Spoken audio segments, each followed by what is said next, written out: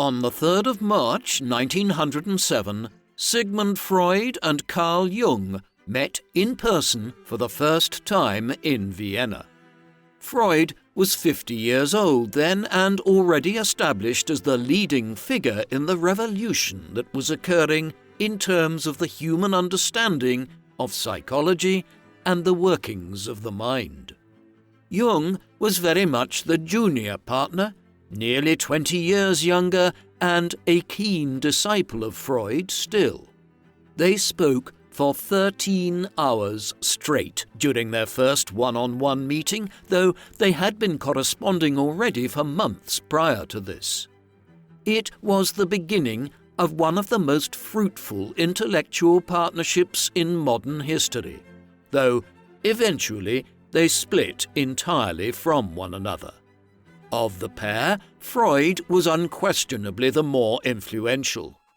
By the dawn of the 20th century, he, more than any other individual, had established the modern discipline of psychology and psychoanalysis in particular, while over a long life he also did much to establish broader fields like sociology and political economy through books like Civilization and Its Discontents. Terms which Freud created and popularized, like the concept of the subconscious, the ego, and the id, are still used today, though the field of study which he developed has moved on from the basic building blocks which he fashioned. It is impossible to fully understand all of the forces that have shaped the modern world in the realms of politics, economics, technological change and globalization, but it is unquestionable that modern history would not have played out in the same way which it has had it not been for the development of psychoanalysis, a field of study which has shaped everything from modern therapy to art to marketing. This is the story of Sigmund Freud and Carl Jung, the two men who created and shaped the modern field of psychoanalysis. It is late on the night of the 23rd of July, 1895, in Vienna. In a house in the 9th district of the city, a middle-aged, pioneering doctor sleeps and dreams. It is an unusual dream. He is in a banqueting hall, and there are many people there, including a former patient of his named Irma. He sees that she is ill, and that the source of her illness is a botched injection. When he arises, the man writes down the contents of the dream about Irma's injection before he forgets it. In the weeks that follow, he analyzes it repeatedly and becomes convinced that the dream is a manifestation of his hidden desires and his anxiety about his inability to cure Irma when she was his patient. Irma's injection is the first dream he studies in detail as he develops his groundbreaking interpretation of dreams. The man's name? Sigmund Freud, the founder of psychoanalysis.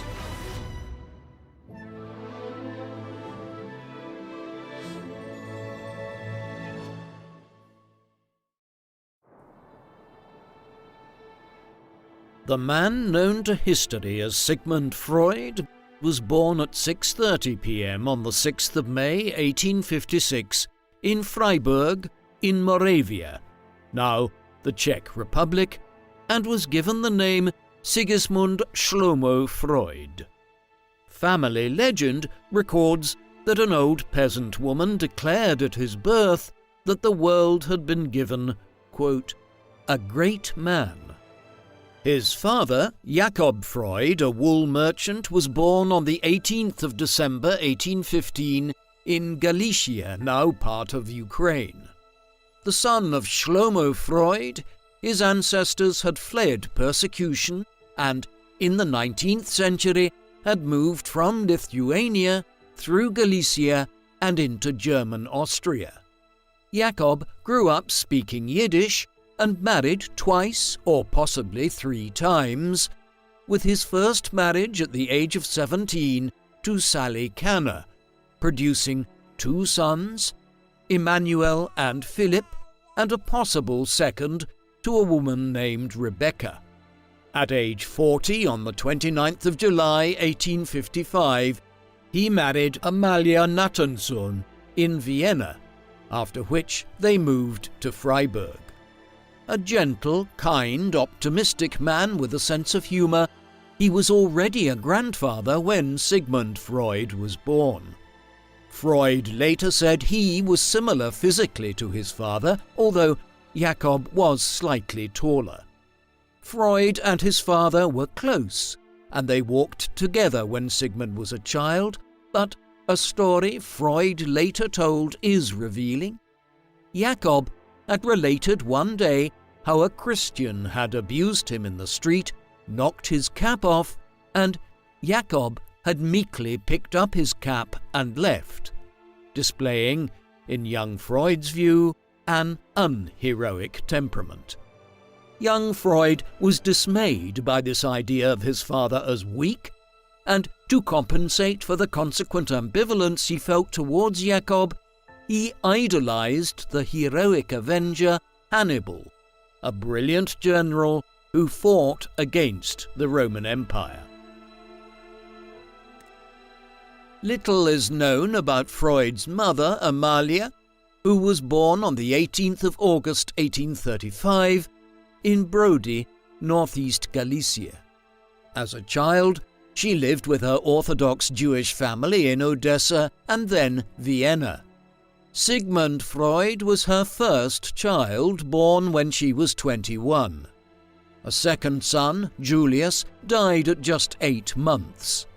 A daughter, Anna, was born on the 31st of December 1858, followed by Rosa, Marie, Adolphine, Paula, and finally Alexander, who was 10 years younger than Sigmund. Amalia was a vivacious, sharp, intelligent woman who could be passionate, but she suffered from ill health, and her frequent pregnancies often rendered her absent from her family. Freud later said he inherited her sentimentality, as in her passionate temperament. Sigmund Freud's first years were spent in a single room above a blacksmith shop and, according to Freud, were, quote, hard times and not worth remembering. The premature death of his sibling Julius and the death of his mother's brother during her second pregnancy deepened the bond between Amalia and Sigmund, although Julius's death prompted feelings of guilt in Freud, who had resented his arrival. Freud was cared for by a Catholic Czech nursemaid who took him to church. While Amalia was giving birth, Philip, Freud's stepbrother, fired the nanny for stealing, and this event triggered a severe bout of anxiety in Freud, who feared his mother would suffer the same fate.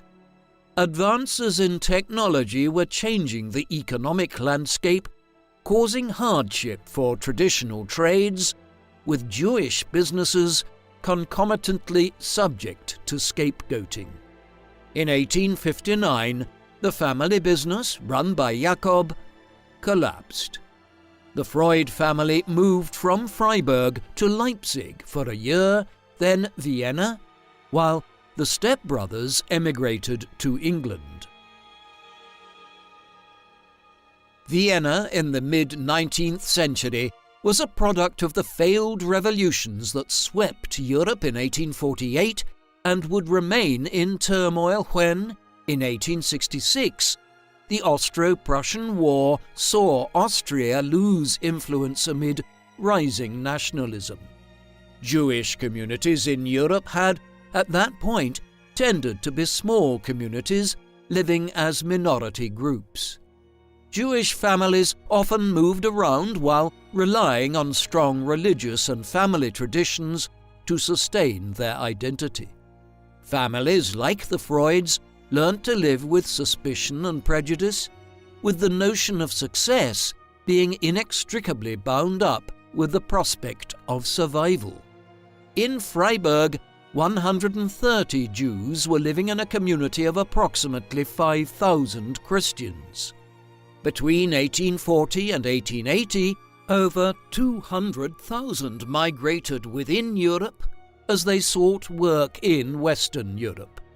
With the Austrian Empire disintegrating, in 1849, Emperor Franz Joseph granted Jews full civic rights in Austria. In post-industrial revolution Europe, modernization presented a challenge to Orthodox Judaism. The Jewish Enlightenment, or Haskalah, was moving in the direction of a more rational, skeptical humanist faith, with Jewish communities finding their place in a changed Europe, although with an enduring sense of the otherness of eternal migrants always fearing displacement, a feeling which lay at the heart of Freud's work. Freud was to embrace the modern liberal politics of the age as a foundational principle of his theory of psychoanalysis, and, as the first member of his family to enjoy the freedoms of the Enlightenment, Freud, along with his generation of Jews, felt they had finally found a secure place in Vienna and a cultural home. The horrors that were to come in the late 1930s and 1940s were unimaginable at the time. On the journey to Vienna, Freud developed a fear of rail travel that would plague him all his life. As an adult, insisting on traveling separately from his family, but he later revealed that he saw his pregnant mother naked on the train, and that it may have precipitated the anxiety. The Freud family settled in Vienna and lived in the Jewish quarter of Leopoldstadt. During Freud's early years, Amalia developed a lung disease, possibly tuberculosis, which meant she was frequently away taking rest cures when she wasn't giving birth to Freud's siblings, so Freud's bond with his mother was constantly interrupted. Freud was plagued with anxious dreams during his childhood, which he later identified as being associated with the fear of his mother dying. In a complicated, mixed family environment, a favorite playmate was his stepbrother Emmanuel's son, John, but it was an intense relationship veering between affection and hostility. Freud later wrote, quote, "An intimate friend and hated enemy have always been indispensable to my emotional life, and, not infrequently, my childish ideal has been so closely approached that friend and enemy have coincided in the same person." While Freud later described his family as poor, their Vienna apartment was larger than the Freiburg home, although it had no bathroom, and they had servants, visited the theatre, and took summer vacations. The Freuds were a close family who, uncharacteristically for the period, had regular family council meetings. By the age of 7, Sigmund was a brilliant student taught by his mother, then his father, before entering the Sperl Gymnasium public school at just 9, where, as he later recalled, he was top of my class for 7 years. Young Freud learned Greek, Latin, French and English, and received Hebrew instruction. Amalia called Freud her golden Siggy, and family life centered around his needs, with a private room in the small apartment reserved for his studies. When Sister Anna started piano lessons, Freud's peace was disturbed, and they were brought to an untimely end. Sigmund loved reading books, a favorite being Cervantes' Don Quixote, and he had a particular affection for Shakespeare's plays. Amalia spoke of strangers who recognized a golden future for her son, but whether this praise inculcated confidence or stress in Freud is impossible to know. Freud grew up to be phobic, subject to depression, obsessive even, but as he admitted with, quote, a thirst for grandeur.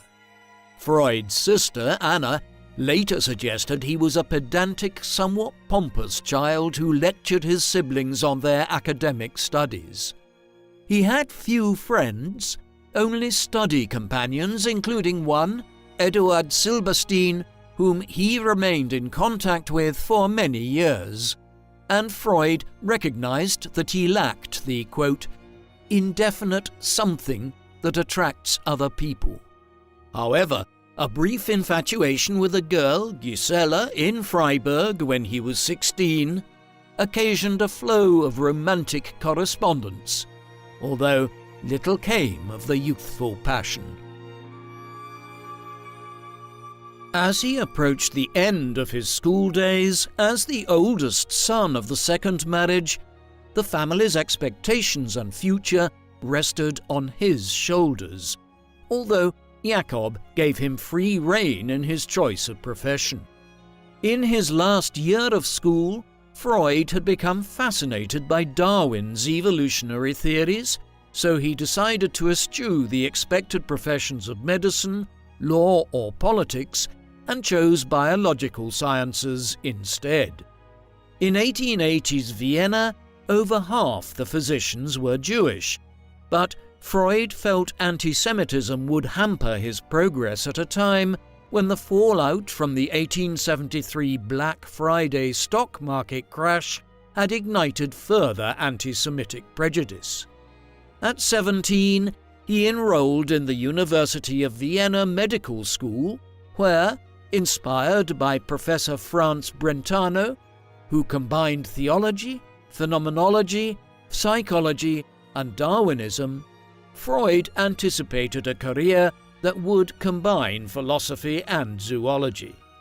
In 1875, Freud moved on to Karl Klaus's laboratory and found himself in Trieste, researching the question of whether eels were hermaphroditic.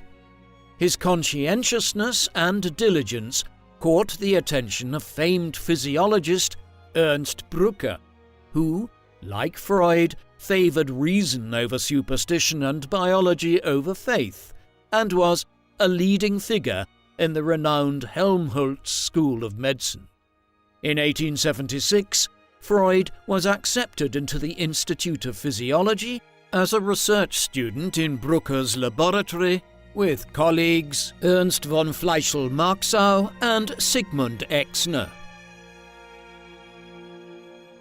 Under Brücke, Freud studied the nervous system, clarifying each stage of evolutionary development and making impressive findings about the continuity between the nervous systems of lower and higher animals. Freud just lost out to rival researchers in the race to formulate the theory of neurons and neural communication. While working with Brücke, Freud met Josef Breuer, who was to be a major force in his life. Breuer, who was 15 years older than Freud, became a father figure and mentor who offered both emotional and financial support. Freud completed a year of military service in 1879, which he found boring, so he was relieved when invited to translate the work of John Stuart Mill into German before returning to medical school and graduating in 1881 with distinction. He chose to stay on with Brücke. In 1882, Freud met Martha Bernays when she was visiting one of his sisters, fell in love, and within 2 months proposed marriage, although the wedding took place 4 years later. Martha, born on the 26th of July 1861 and 5 years his junior, was slim, petite, well-educated and intelligent with many admirers. There were familial connections with Martha's sister, Minna, engaged to a friend of Freud's and Martha's brother Eli, married to Freud's sister Anna.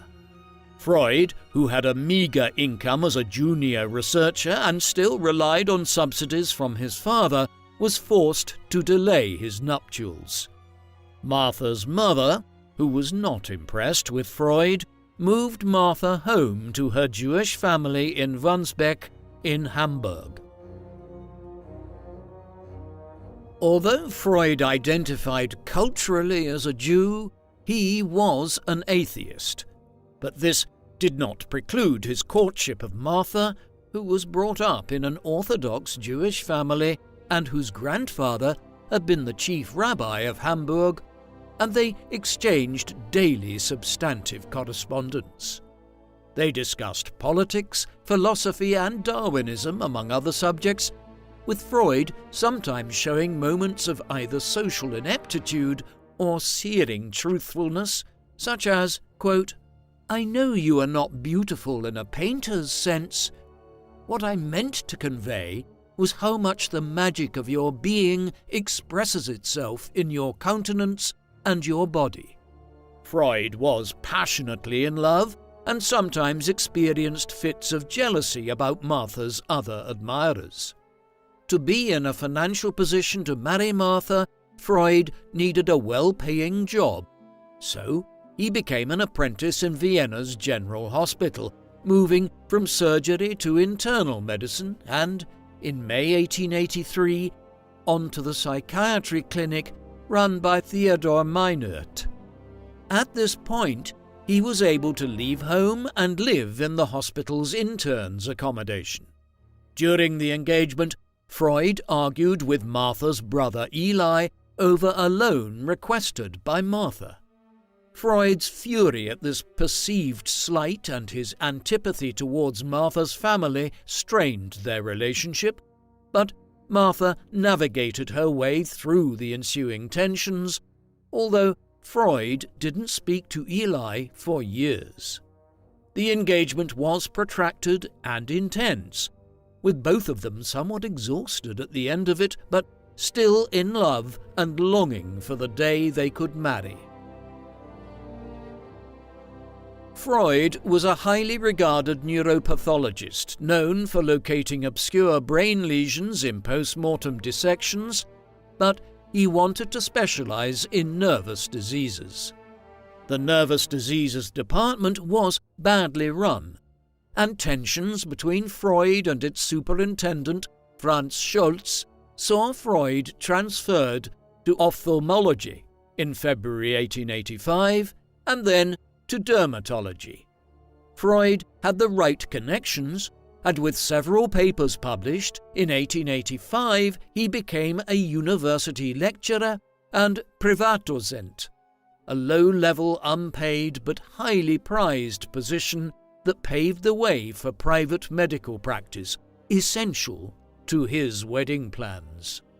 Cases of mental illness were on the rise in the 18th and 19th centuries, and asylums proliferated in Vienna, which was considered a centre of pioneering treatments for medical and psychiatric disorders. Between 1884 and 1887, Freud gained notoriety by publishing 6 papers on a narcotic.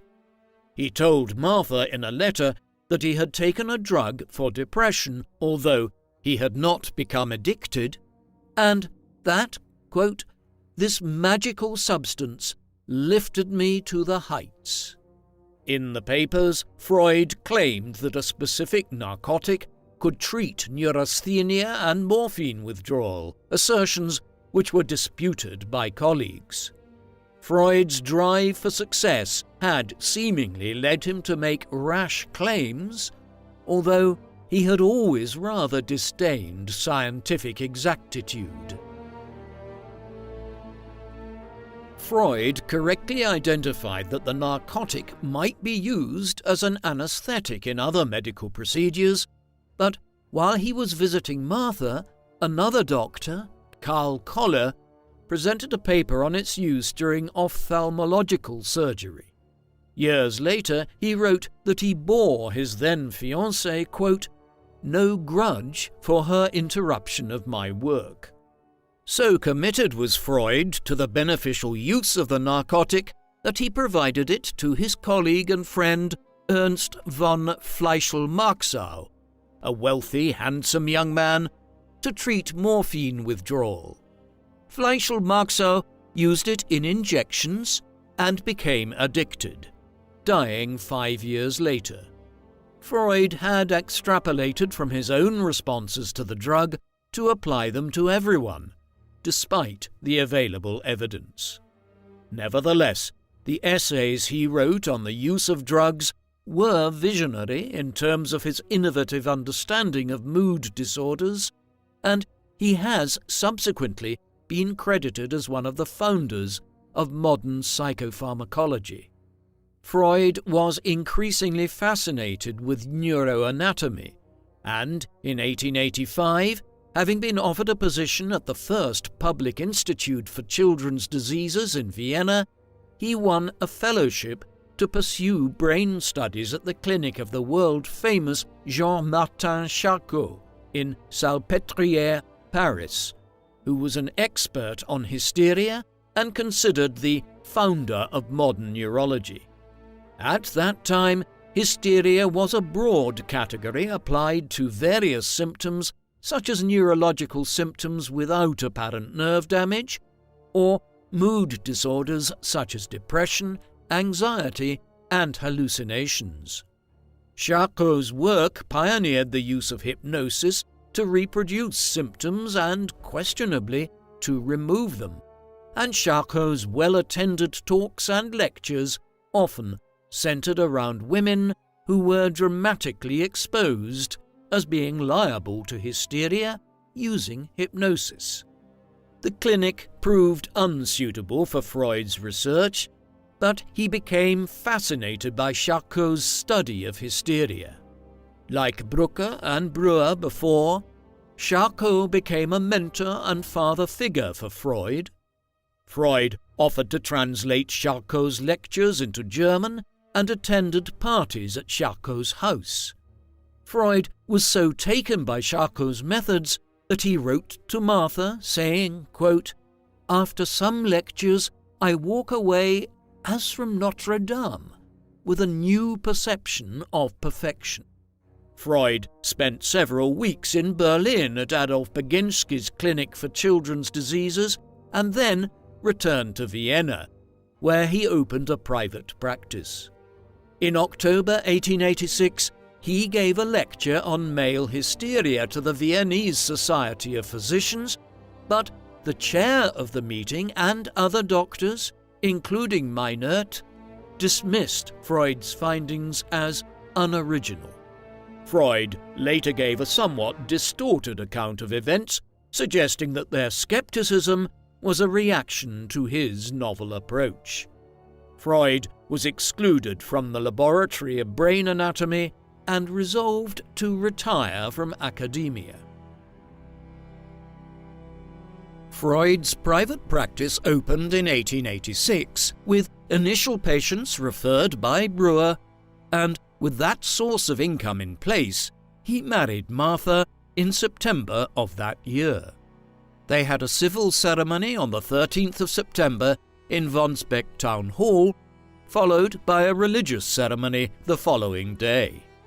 13 months later, their first child, Mathilde, was born, followed by 5 others: Jean-Martin, Oliver, Ernst, Sophie, and lastly Anna, who was to gain fame in her own right as a psychotherapist. The Freuds lived on a tight budget, with money a concern for many years. Freud continued work in neurology, publishing a well-received book on the aphasias in 1891, which included a new functional explanation of aphasia, a category of language disorder. He treated patients initially with electrotherapy, which he found to be ineffective, so he turned to exercise, hydrotherapy, and, following Charcot's example, hypnosis. He began a partnership with Breuer, and the two developed a theory of curing hysteria which they characterized as a form of storytelling, coming to the famous conclusion that, quote, hysterics suffer mainly from reminiscences. In 1895, they published Studies on Hysteria, outlining these theories, which were based on findings from case histories. According to Freud, confronting patients with the truth of their histories liberated them from the symptoms of hysteria. Like others before them, such as Arthur Schopenhauer and psychiatrists working in the 1850s, Freud and Breuer were seeking to elucidate the workings of the unconscious, a well-established element of the mental processes. Freud and Breuer developed a theory claiming that the complex thoughts of the unconscious could remain inaccessible to conscious thought and that deviant notions could produce specific effects. Unlike the more cautious Breuer, Freud aimed to show that symptoms symbolized unpalatable ideas that remained split off from awareness. Freud drew on his work with a female patient, quote, Frau Cecilie M., who was the Baroness Anna von Lieben, a wealthy noblewoman married to a Jewish banker and a patient of Breuer, who suffered from feelings of worthlessness, pain, and memory loss. Freud had twice daily sessions with von Lieben for 3 years, using initially hypnosis and moving on to a listening cure with a form of, quote, free association, which involved allowing the patient to talk in a stream of consciousness of memories, dreams, and thoughts without pause or interruption, a practice believed to uncover the contents of the unconscious mind.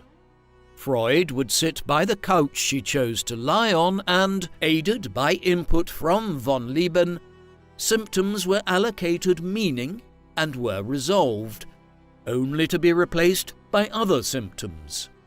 Von Lieben had an addiction to narcotics which complicated her illness, and when treatment came to an end, little had been accomplished. Despite a contemporary psychotherapeutic stance that would negate Freud's theory and criticize his method of leading the patient, Freud's Studies was a seminal text of literary merit that championed the, quote, talking cure and collaborative inquiry, which were to become the basis of the practice of psychotherapy. By the time Studies was published, the relationship between Freud and Breuer had disintegrated. Freud used the term psychoanalysis for the first time in a paper published in French on the 30th of March 1896. Freud became committed to the theory of sexual disruptions being at the heart of all hysteria cases, whereas Breuer was more circumspect, suggesting later that Freud's, quote, absolute and excessive formulations gave rise to generalizations. Freud felt isolated professionally at this point and turned to a new partner, Wilhelm Fliess. Fliess, 2 years younger than Freud, self-confident and a brilliant talker, was an ear, nose and throat specialist who had attended Freud's lectures on the recommendation of Breuer. The two developed an intense rapport and wrote to each other many times a week, enthusiastically sharing ideas. Fliess proffered unconventional theories centered around the idea that the nose was a sexual organ governing cycles in human affairs and that nose surgery could cure psychological symptoms caused by sexual repression. He also believed that bisexuality was a universal state experienced in cycles. Fliess's theories resonated with Freud, who worked to distinguish between, quote, actual neuroses with a neurological basis and mind-based mental illnesses. Freud believed himself to suffer from the former, having symptoms of exhaustion, depression, phobias, and heart palpitations. Freud concluded that, quote, neurasthenia is always only a sexual neurosis. If this were the case, Freud controversially argued, then better contraception and free love would encourage, quote, sexual relations with full potency as a matter of public health. In April 1896, Freud delivered a speech entitled The Etiology or Causes of Hysteria, based on a study of 18 patients stating that whatever symptoms initiated the analysis, quote, we infallibly come to the field of sexual experience. In a stunning addition, Freud argued that, quote, premature sexual experience was the sole precondition for the development of hysteria.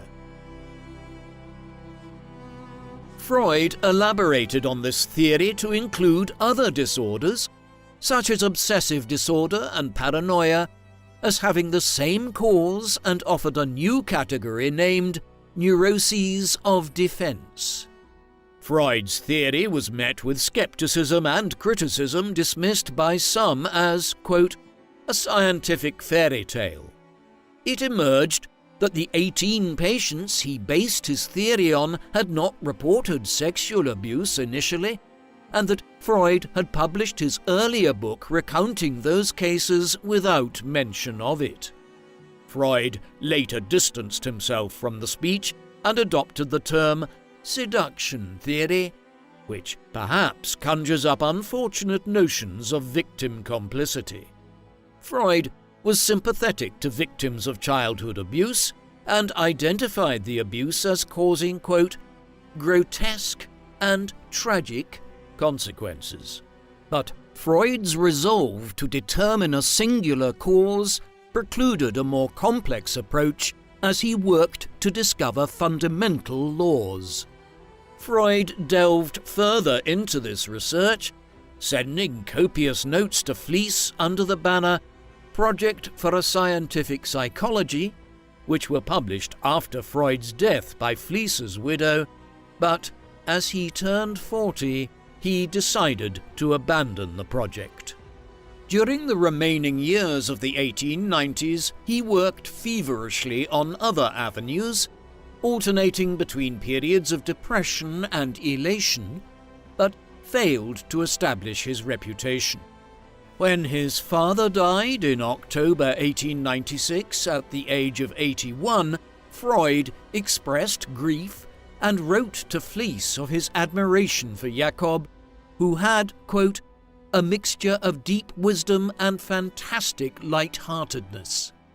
As the decade came to an end, the loss of his father, which left Freud, quote, quite uprooted, provoked Freud into analyzing his own mental health as he noted down his dreams, memory lapses, and slips of the tongue. The Freud family moved to more spacious accommodation at Burghölzli 19 in 1891, where they lived for 47 years. Freud was a man of contradictions, loving yet remote, easygoing yet anxious. He was a devoted family man, regaling Fliess with the exploits of his children, but he didn't spend much time with them. Described by his daughter Anna as a, quote, simple man, he eschewed complications, resisted formality and restriction, and embraced imaginative inquiry, considering himself a, quote, adventurer. While devoted to his wife, Martha, his closest confidant was Martha's more intellectual sister, Minna, who had moved in with them in 1896, some years after the death of her erstwhile fiancé, Ignaz Schönberg. Freud was an avid traveller, but often racked with anxiety about losing luggage or being late for a train's departure. He only took his family on trips to the mountains, where he indulged his love of walking and foraging for mushrooms, preferring the company of Minna or his brother Alexander, on trips to the Mediterranean. His days were regimented and long, with his patient sessions starting at 8 a.m., each lasting 55 minutes, followed by 5 minutes for tea. The morning session stopped at 1, and lunch was at 5 past, when he joined his already seated family. After lunch, he strolled through the city with stops at a cigar shop and a barber shop for a beard trim. Freud loved antiquities, and a dealer showed him items once a fortnight. At 3 p.m., Freud gave consultations for patients without appointments, and at 4 p.m., he resumed psychoanalysis sessions.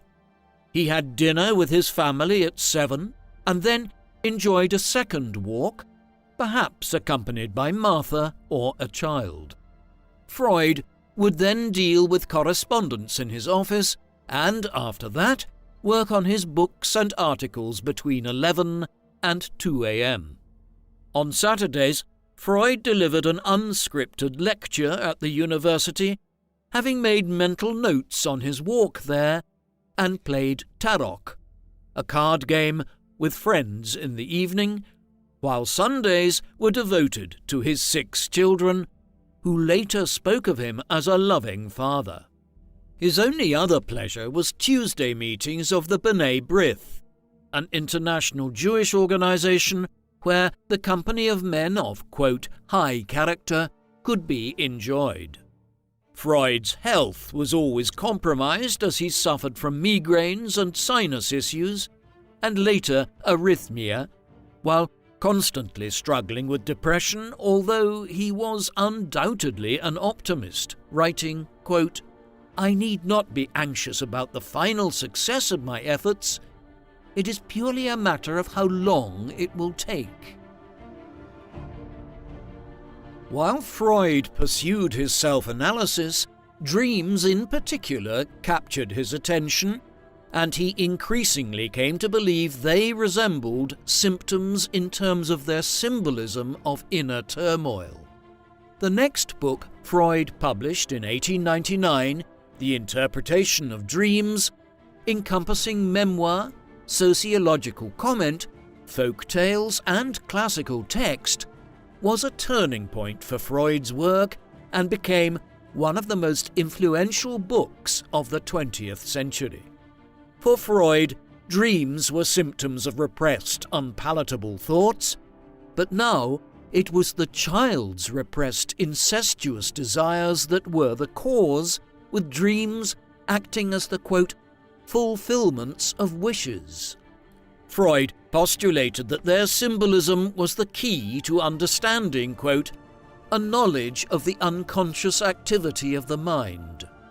A breakthrough in Freud's self-analysis had recently occurred. He had been dreaming about his nanny and asked his mother, Amalia, to clarify the events surrounding her dismissal. He realized fear of his mother's dismissal, death, had triggered his anxiety because he was, quote, in love with my mother and jealous of my father. He wrote to Fliess that this proved the, quote, gripping power of Oedipus Rex. In Freud's view, the Oedipal experience was a universal one.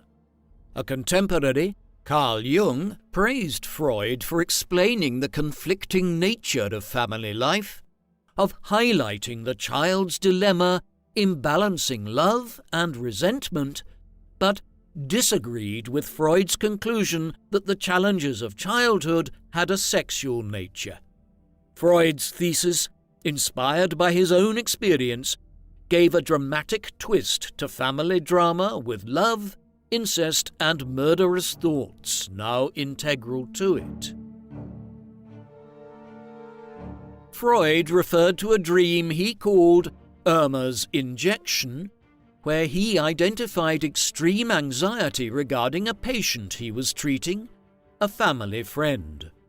His analysis of his dream, drawing on concerns about Irma's health, his eldest daughter's health, his conscientiousness and his reputation, investigates every detail as symbolic of deeper concerns, and Freud duly wrote to Fliess, stating that one day a plaque on his house would declare, quote, "Here, on July the 24th, 1895, the secret of the dream revealed itself to Dr. Sigmund Freud." At the moment, there seems little prospect of it. Irma was based on a patient called Emma Eckstein, who had presented with symptoms of pain and bleeding in the nose. Freud had referred her to Fliess, given his theory about the nose and sexuality. Fliess had operated on Eckstein's nose as if it were a diseased sexual organ, but her nose became infected post-operation, and it was discovered that Fliess had inadvertently left gauze packed in the wound. Eckstein was seriously ill, and her face left permanently disfigured. This horrifying incident haunted Freud, who was always defensive about it, claiming that Fliess had correctly identified her as suffering from hysteria, with the bleeding occurring at the, quote, "sexually relevant times," according to Fliess's numerology scheme. The realities of the case suggest that Freud's dream was well grounded in transparent anxiety over a botched operation by a friend on his patient. Freud later realized that many of the seductions his patients had revealed were not real, and he wrote to Fliess in 1897 stating that he no longer believed in his seduction theory, but in the idea that these dreams were fantasies that felt real to the patient and that could represent a thwarted libido. In a well-established pattern, Freud ultimately fell out with Fliess in 1904 over Fliess's claim to be the sole creator of a theory of universal bisexuality and Fliess's publication of a critical pamphlet. While the science of the interpretation of dreams is considered suspect, Freud undoubtedly paved the way for honest, frank examinations of difficult emotions in childhood and intense rivalries in family life. Freud also created terms that are still used today, such as displacement or transference of emotions, repression of unpalatable ideas, and the dynamism of certain mental phenomena. Freud also delivered an assault on Victorian prudery, with psychology leading the way in social criticism concordant with the avant-garde movement in the arts. Although the praise for Freud's book was less than fulsome, it certainly garnered attention. Freud now focused on his groundbreaking theory of transference by writing about his work with a patient he called Dora, who was based on Ida Boer, the 17-year-old daughter of another of Freud's patients, referred to Freud by Hans Zelenka, a family friend, who was suffering from depression, a nervous cough, and occasional inability to speak. It emerged during sessions with Freud that Zelenka, whose wife was having an affair with Ida's father, had made sexual advances towards Ida when she was only 13, and then again when she was 15. Freud's monograph, or study, outlined his interpretation of her symptoms as an indication that she was attracted to Zelenka and had repressed her sexual responses to him, despite all of Ida's protestations to the contrary. Ida ended treatment after 6 months, which Freud interpreted as due to her frustration that he had not kissed her and a wish to punish him as a result. The idea of transference, where the clinician stands in for the other important people in the patient's life, allowing neurotic symptoms to be acted out and thereby observed in the consulting room, was an innovation. At this point, Freud was encouraging his patients to freeze self-inquiry in the room and to say whatever came into their minds. Freud's Dora monograph also explored other sexual issues with a new freedom, including homosexuality as inherent in adolescent sexual exploration.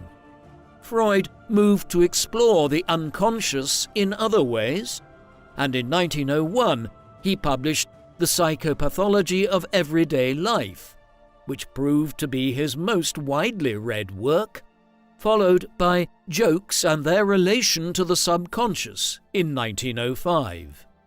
Freud argued that slips of the tongue, to become known as Freudian slips, like dreams, represent wishes. Freud had noted his own slips and extrapolated to suggest a greater understanding of how the mind works through the structure of language, revealing itself through puns. Thanks to the intervention of well-connected patients, in 1902, Freud was finally made a professor at the university, despite an anti-Semitic policy precluding the appointment of Jewish professors. The Wednesday Psychological Society was established by Freud, fulfilling his dream of psychoanalysis as a movement and drawing its audience from Freud's lecture circuit. The society initially consisted of 5 physicians, including the eminent Alfred Adler, a doctor, psychotherapist, and social activist with social issues, theories of the mind, and sex as frequent topics.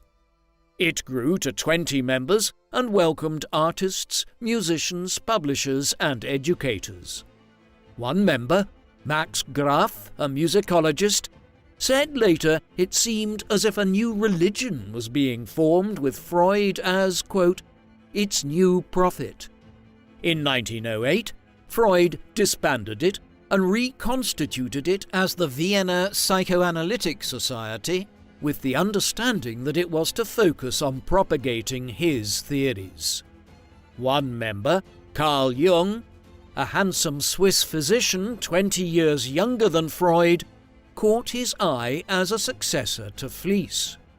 However, Jung's ideas differed from Freud's, and he rejected the theory of sexual repression as the sole source of hysteria, believing that neurological abnormalities led to serious mental illness, which then unmasked the unconscious.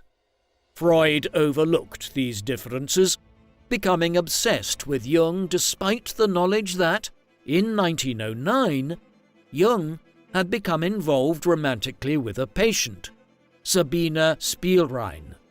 Although Jung admitted that he had seduced her, Freud insisted that, quote, it was her doing, not yours. In 1910, women, including Spielrein, were admitted to the society, and when Spielrein presented a talk valorizing Jung's biological theories, Freud was displeased.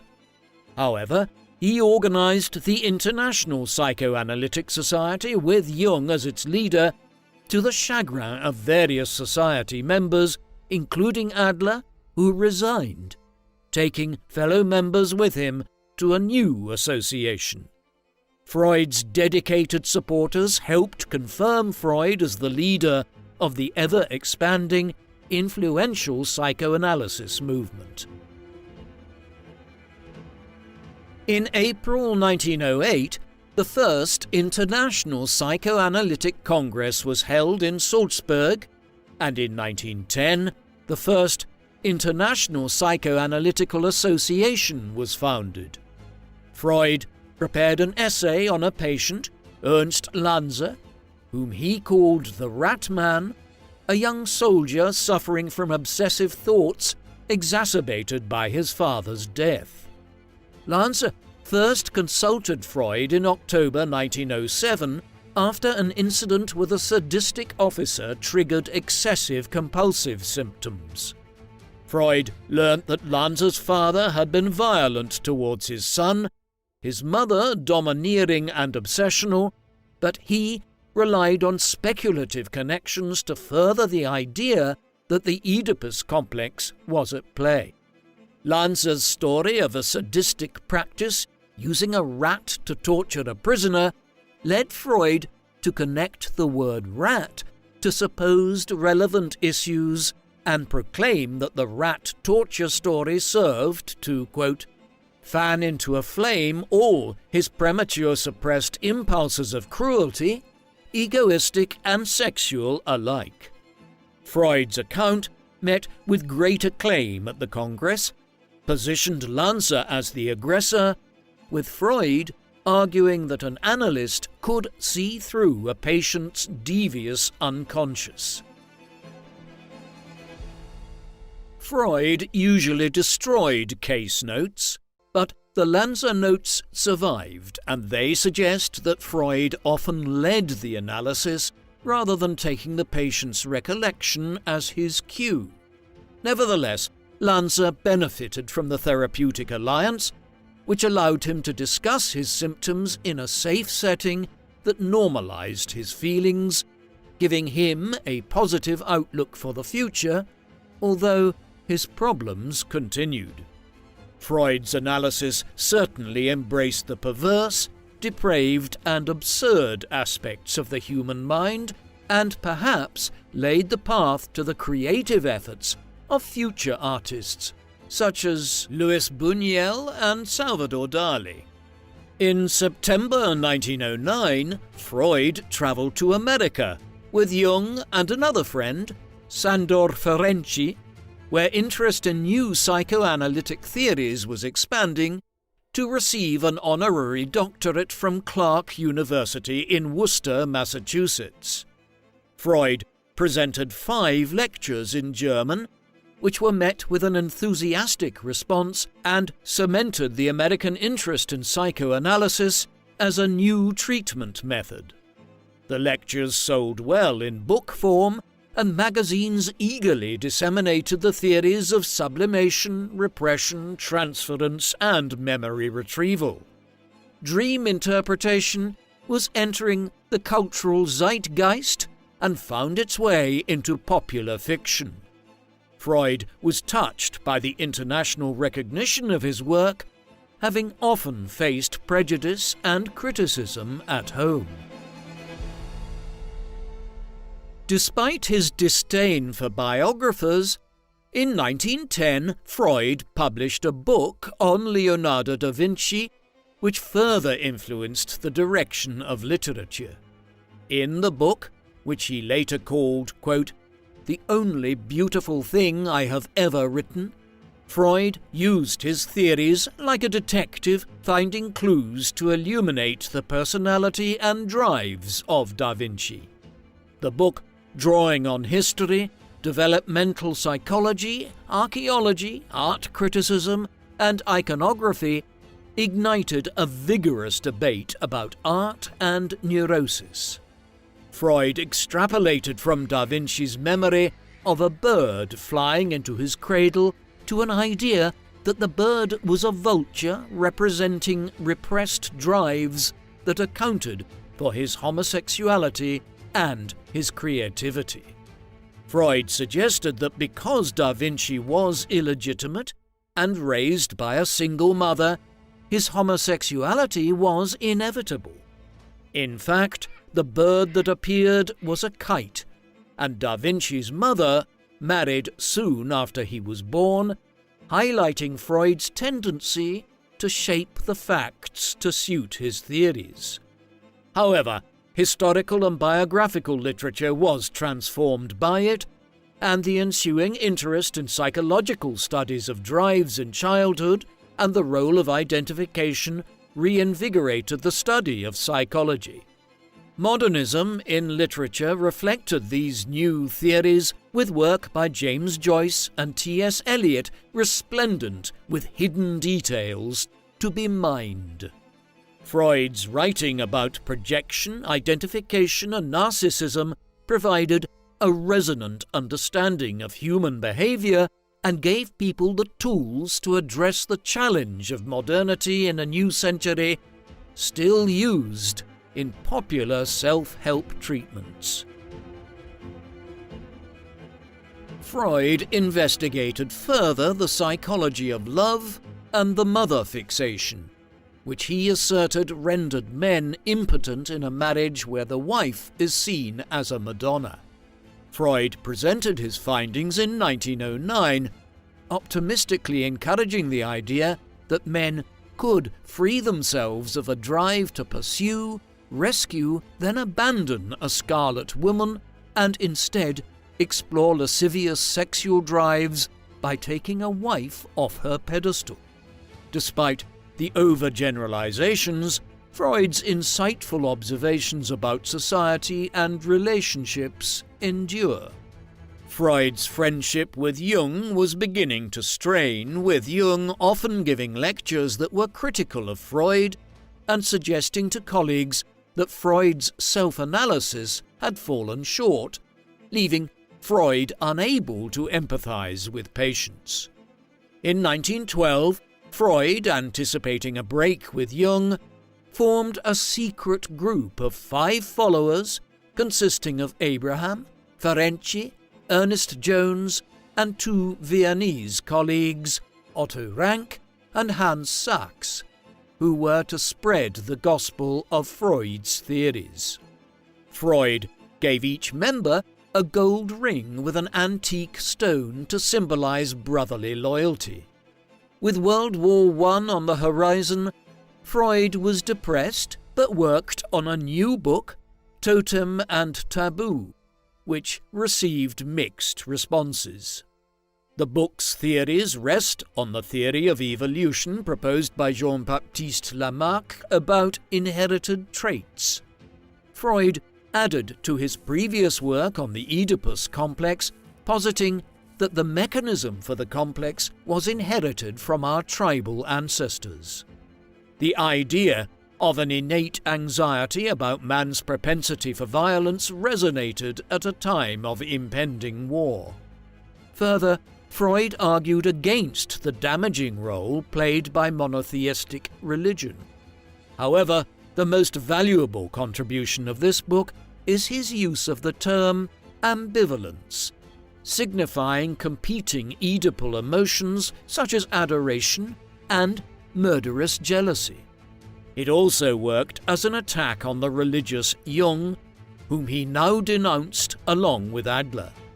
Freud's support of Jung had been misplaced, and later Jung suffered a psychotic illness after starting another relationship with a patient, while also, at the same time, gaining fame with his focus on myth. Turning against friends and colleagues was a lifetime pattern that Freud was aware of. He sometimes displayed a lack of empathy, and a degree of solipsism seems to have plagued Freud's relationships. Further, a somewhat incestuous circle of friends, lovers, and patients, which would cross a line for contemporary psychotherapists, existed, with Freud even analyzing his own daughter, Anna. Freud's changing loyalties had a somewhat corrosive effect on a group that competed for his praise. In 1913, when Jung's name came up for re-election at the Munich Congress, Ernest Jones read a paper approved by Freud and critical of Jung, and called for any who disapproved to abstain from voting. Jung resigned from the society. Freud was a patriot at the start of the war, and his sons served in the army. But by 1914, 1 million Austro-Hungarian soldiers had been killed or wounded, and the quick victory Freud had anticipated evaporated. Freud was prodigious during the war years, elaborating on his theory of transference in the analyst's room to assert that analysis could only succeed through transference and its interpretation. Freud argued that the analyst must be neutral and anonymous, as in remaining unknown to the patient. although Freud had rarely followed these dictums himself, they became the ideal for psychotherapy for decades. The last patient monograph Freud wrote was published during the war years about a man called Sergei Pankejeff, known as Wolfman, who suffered from apathy, and which served as a rebuke to both Jung and Adler, who held competing views on the causes of neurosis. Freud interpreted a childhood nightmare about wolves in trees as being linked to Pankejeff witnessing his parents having sex, or the primal scene, when he was 18 months old. This and other aspects of the analysis defy comprehension today, especially since Pankejeff later told a journalist he slept in a nursery with his nanny as a child and could not have witnessed such a scene. Moreover, Pankejeff continued to suffer from what was most likely bipolar disorder. At the time, the monograph was revered, but it was Freud's last as he turned his attention back to his preferred work on the structure and operations of the mind. One of Freud's most influential essays was published during the war years, Mourning and Melancholia, which posits that depression is like grief, engendering apathy and an inability to love. Freud highlights the similarities between the state of mourning and that of depression, while crucially pinpointing the differences. Depression does not end easily and causes a reduction in self-esteem, and further, it adversely affects people close to the depressive, who are subjected to accusations disguised as self-recrimination from the depressed partner. The relationship a depressive has with a loved one is characterized by a narcissistic ambivalence that moves between love and hatred and precludes a letting go. Freud's observations about mixed feelings directed towards a partner, chosen because of the appeal of mirroring, resonate, but his narrow focus on poor object choice omits the complexity of the causes of depression as now understood. Nevertheless, Freud's Mourning and Melancholia influenced a generation of psychotherapists, using the term ego and referencing the interplay between the conscious and unconscious mind. The war years took their toll on Freud and his family. Food and fuel shortages made life in Vienna hard. Freud's son, Martin, was taken prisoner, Spanish flu raged, and Martha was in a sanatorium. For Freud, quote, an excess of brutality, cruelty, and mendacity was everywhere to see in the so-called civilized world, and the Treaty of Versailles a betrayal. Freud visited a spa with Martha's sister, Minna, who he openly told Martha shared his, quote, wild, passionate nature, which has given rise to speculation of an affair, but, it seems, Freud was a faithful husband, although perhaps latterly sexually inactive. One post-war consequence that affected Freud was the proliferation of cases of shell shock or post-traumatic stress disorder. Freud's theories had rested on issues of wish fulfillment, repressed sexual desire, and the pleasure principle drive, or unconscious conflict. Yet here was a condition that resulted directly from traumatic events. The idea that repetition of memories or dreams was not a result of repression of desire nullified the justification for Freud's method of analysis. Freud concluded that the drive was not necessarily the pursuit of pleasure, but a desire for death, or thanatos, since, quote, the aim of all life is death. In 1920, Freud's beloved daughter, Sophie, had died in pregnancy, and he was preoccupied by thoughts of his own death, which may have influenced his theorizing as he moved on to say that the death drive was, quote, an instinct of destruction directed against the external world and other organisms. This theory, which created obstacles for the idea of a successful analysis, was no doubt influenced by the violence witnessed during the war. Freud recognized that separating the mind into the ego, through which the analysand can address issues with the analyst, and animal instinct, which he was to call the id, was insufficient. Freud now added a third element, the superego, to his metaphysical vision to explain the conscious and unconscious properties of the ego as it grapples with drives and hidden desires. Freud here drew on recognizable aspects of the psyche, appetite, spirit, and reason, dating back to Socrates as he developed the theory in The Ego and the Id.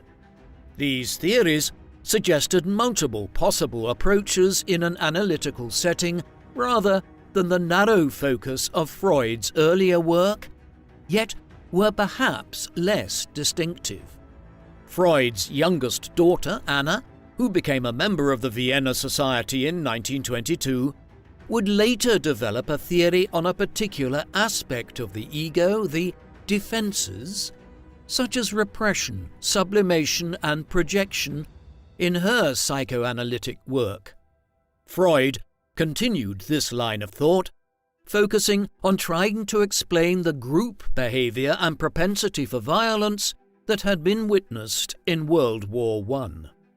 In 1921, he published Group Psychology and the Analysis of the Ego.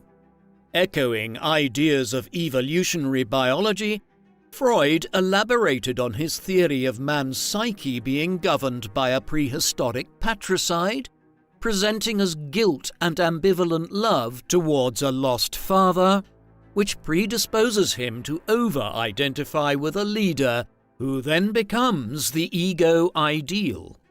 Through identification, projection, and introjection, we enter into mass behavior. This work seems prescient in light of the political movements of the next decades. Although Freud claimed not to be political, after the collapse of the Austro-Hungarian Empire, with nationalism to the fore, Freud's awareness of anti-Semitism ever present in Austria, with the Anti-Semitic League having been established in 1896 to protect Aryan workers, was never so acute. In the late 1920s, Freud published Civilization and Its Discontents, which explored the benefits and limitations of civilization, concluding that we are forced into compromises because either civilization causes repression or something repressive in man's nature inspires civilization. In Freud's view, women resent the intrusion of society on the family and become hostile to it, partly because they aren't equipped to transform their instincts into cultural achievements. Quote, "The work of civilization has become increasingly the business of men. Men display aggression because they, quote, do not feel comfortable without it, and this leads to, quote, the narcissism of small differences." A distinctive feature of Freud's work here is the idea that the seeds of our discontents lie within us as the punitive superego pushes us to reject our instincts with the reward of civilization. This somewhat pessimistic view was perhaps a legacy of World War I and the political trouble brewing again in Europe. In 1923, Freud was diagnosed with mouth cancer after a lifetime of 20 cigars a day and endured a brutal operation followed by radiotherapy, although the tumour was most likely incurable, at the same time as dealing with other family tragedies and the devastating blow of the death from tuberculosis of his grandson, Heinz, at 4 years old. There were a further 32 surgeries, and while Freud eventually recovered his health and vitality, his speech and hearing were impaired, and he suffered from pain. Although Freud was weary of patient analysis, financial considerations meant he had to continue, and it was his later patients who gave many insights into the practice of this now famous psychotherapist. He socialized with some patients, and one gave him a chow, which was then always present in sessions. Some patients noted that they felt improvement, others left dissatisfied as he dealt with patients in different ways, but always with a view to reinforcing his theories. One skeptical patient, the psychiatrist Joseph Wartis, felt Freud was out of touch with the new generation who spoke more freely about sex, and that his attitude to homosexuality, which Freud saw as, quote, something pathological that should be repressed, although not deviant, was unenlightened. Freud, whose skepticism about biographers led him to destroy notes, wrote an autobiographical study in 1925, which has offered biographers insights. In 1930, Freud was awarded the Frankfurt Goethe Prize and had undoubtedly achieved the world renown he had always hoped for. In a late work, Analysis Terminable and Interminable, published in 1937, he dismissed Otto Rank's method of shorter treatments and criticized his former friend Ferenczi's methods. Freud articulated a belief that successful analysis was at the mercy of patients' powerful defenses, notably penis envy in women and castration anxiety in men, which caused them to resist the observations of the analyst. Freud concluded that his methods had limitations and advocated conformity, even some sexual repression, for a patient to be able to live a good life. Freud always viewed religion as superstition while appreciating his Jewish heritage, but became preoccupied with religion in his late years, publishing The Future of an Illusion in 1927, which outlined his belief that religion, like dreams, represents wishes that allay fears. As extreme ideologies gained ascendancy in Germany, Italy, and Russia, Freud felt the precariousness of his position as dependent on the protection of a Catholic country. In Moses and Monotheism, he again challenged conventional religion, arguing that religious faith was neurotic and that the Oedipal complex derives from, quote, memory traces of earlier generations or archaic heritage, which are intractable. He dissected the Moses story, positing that Moses was an Egyptian who introduced monotheism, founded on repressed memory, to the Jews. He denounced European anti-Semitism, which he argued was a denial of monotheism's history, which was based on responses to the Oedipal complex. On the 12th of March 1938, Wehrmacht troops entered Vienna, welcomed by the Catholic Church.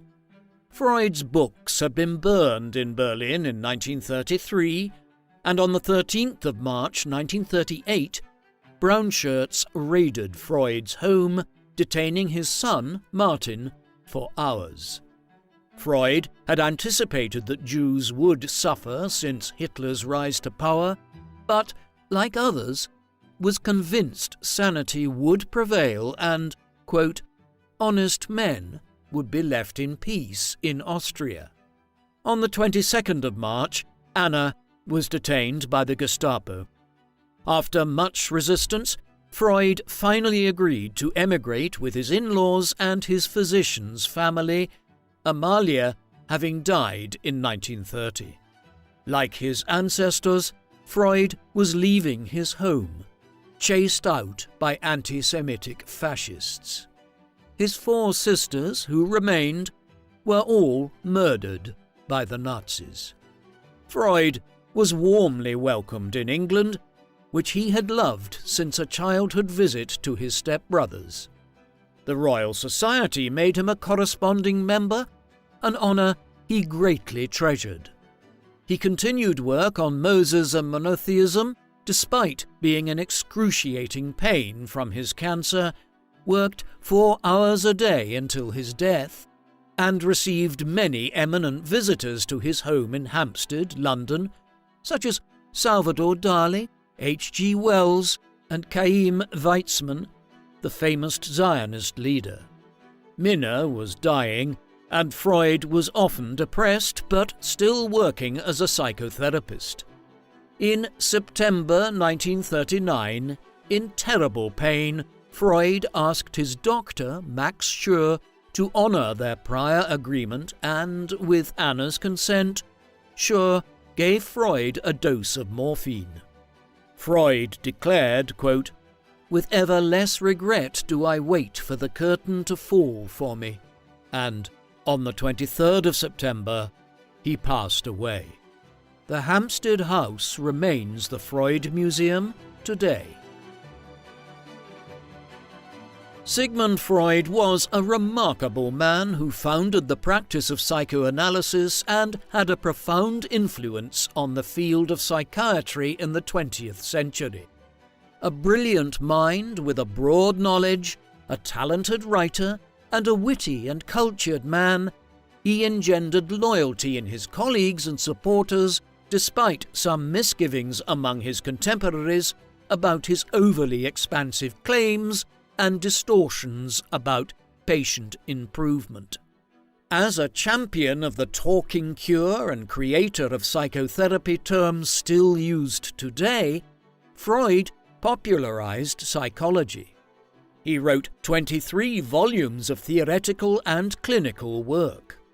Although many of the particulars of his theories are now discredited, he legitimated defiance of convention in a modern world and argued that the mind must be treated complexly with attention to inner conflict, attachments and relationships, developmental history, desire, drives and values. His view of the role of childhood and family dynamics in shaping our identities and mental health was groundbreaking. What do you think of Sigmund Freud? Did he revolutionize the field of psychology in a positive way, or were his modes of practice and assertions questionable, or inevitable casualties as he challenged convention? Please let us know in the comment section, and in the meantime, thank you very much for watching.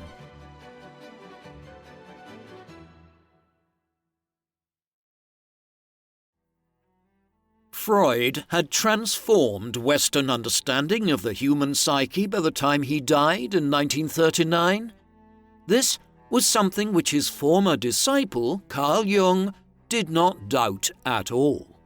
On the 1st of October 1939, a little over a week after Freud's death, Jung published an obituary in which he stated that the cultural history of the past 50 years is inseparably bound up with the name of Sigmund Freud, the founder of psychoanalysis. The Freudian theory outlook has affected practically every sphere of our contemporary thinking. Wherever the human psyche plays a decisive role, this outlook has left its mark, above all in the broad field of psychopathology, then in psychology, philosophy, aesthetics, ethnology, and, last but not least, the psychology of religion. The last part of this statement was especially noteworthy, for it was over the issue of religion that Freud and Jung had parted ways in a bitter intellectual split all the way back in 1913. After years of intense collaboration, Jung's publication of several essays collectively termed The Psychology of the Unconscious in 1912 and Freud's reaction with Totem and Taboo in 1913 led to a fundamental split between the two men. For Freud, religion was a manifestation of inner neuroses within human beings, while Jung perceived religions and the symbolism involved in them as often healthy expressions of both human psychology and the collective identities of societies and cultures. It was one of the sharpest points of divergence between the pair.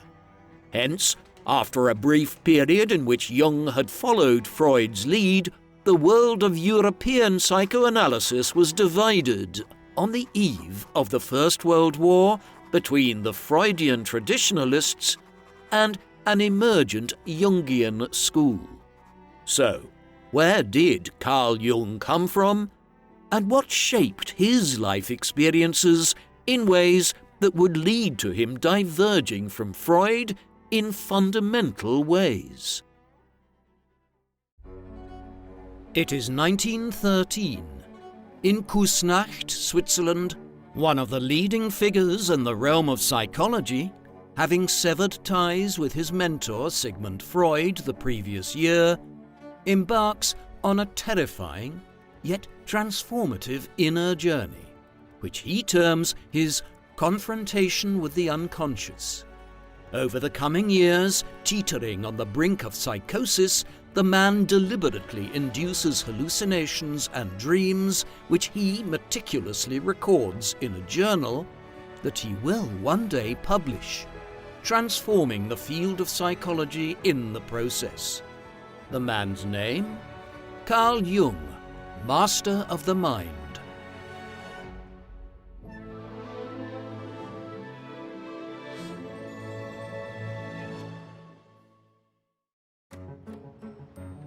The man known to history as Carl Jung was born on the 26th of July 1875 in the village of Kesswil on the shores of Lake Constance in the canton of Thurgau in Switzerland. The family traced its roots to Mannheim in Germany, where Jung's namesake grandfather, Carl Gustav Jung, was born in 1795. The elder Carl Gustav was involved in revolutionary circles in the early 19th century and was forced to flee his homeland before becoming the first professor of medicine at the University of Basel in 1823. A respected doctor, he preempted his grandson by calling for the establishment of a psychiatric institute at the university. Carl Jung's father, the Reverend Paul Jung, served as the vicar of the Swiss Reformed Church in Kesswil at the time of his son's birth. He had married Emilie Preiswerk in Basel in April 1869. Emilie's father, Samuel Preiswerk, was the head of the Reformed clergy in Basel and had been Paul's professor in Hebrew at the university. By the time Carl was born, Emilie had already given birth to 2 stillborn children and 1 son, who lived for only a few days in 1873. As a pioneer in the understanding of the inner workings of the human mind, Jung was primarily interested in his inner experiences, and this is reflected in his so-called autobiography, Memories, Dreams, Reflections, based on interviews conducted by his secretary, Anila Yaffe, and first published in German in 1961. In the prologue to the book, Jung stated that in contrast to the dreams and visions which informed his scientific work, All other memories of travels, people and my surroundings have paled beside these interior happenings. Furthermore, he described memories, dreams, reflections as his personal myth, adding that whether or not the stories are true is not the problem. The only question is whether what I tell is my fable, my truth. Since Memories, Dreams, Reflections was written in Jung's voice, it has influenced most biographies of Jung. The academic Sonu Shamdasani, who has studied Jung's work extensively, argues that these biographies echo Jung's myth without much concern for accuracy.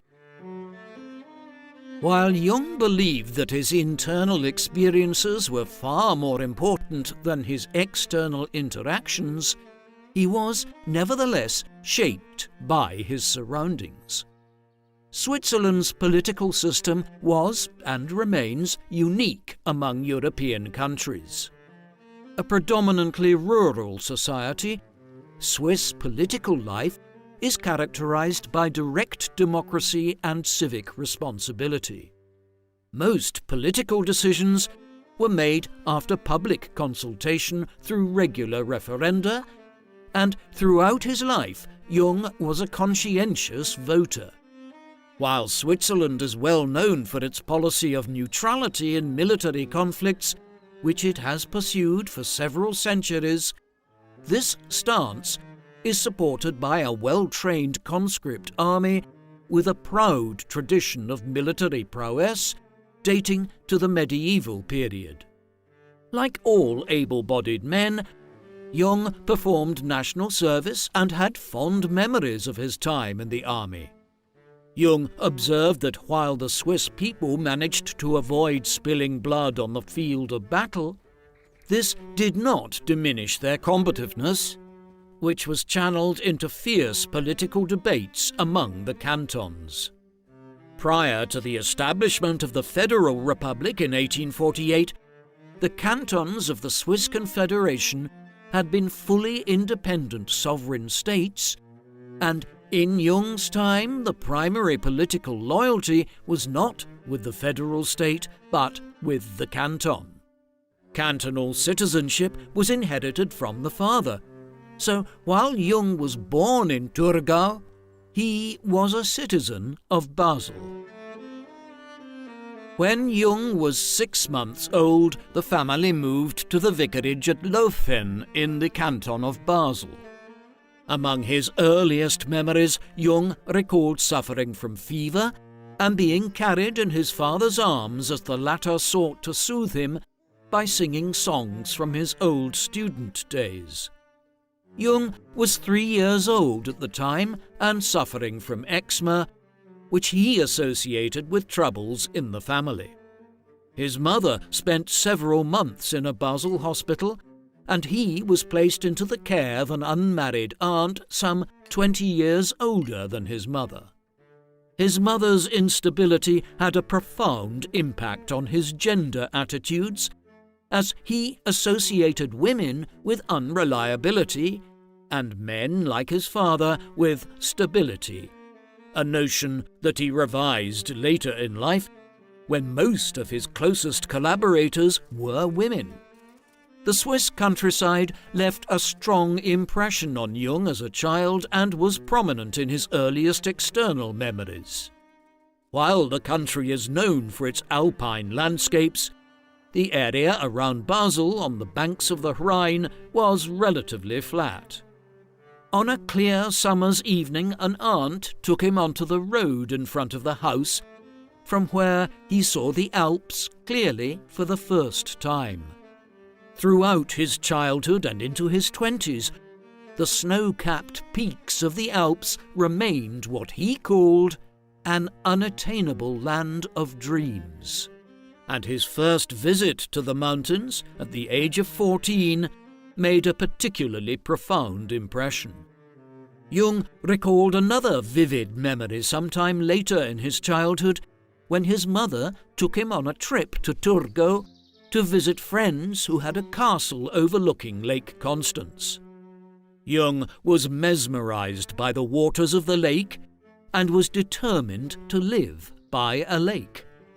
He fulfilled the ambition decades later by building a house in Küsnacht on the shores of Lake Zurich, which now serves as a museum dedicated to his life and work. As the son of a clergyman, Jung's upbringing was shaped by Christianity.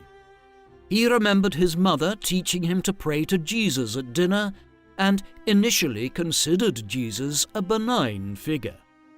This belief was challenged when the young boy witnessed men and women being placed into a hole in the ground in the churchyard, where he was informed that the Lord Jesus had taken them unto himself. This inspired a fear of religious figures dressed in black, and Jung suffered his first conscious trauma at the age of 3 or 4 when he was sitting outside the house and encountered a man dressed in long black robes which looked like women's clothes. Recalling his father's denunciations of the Jesuits, Jung identified the figure as a Jesuit priest and ran back into the house in terror. For several days he was gripped by fear of the reappearance of the robed figure. At around the same time, Jung had a dream which would affect him for his whole life.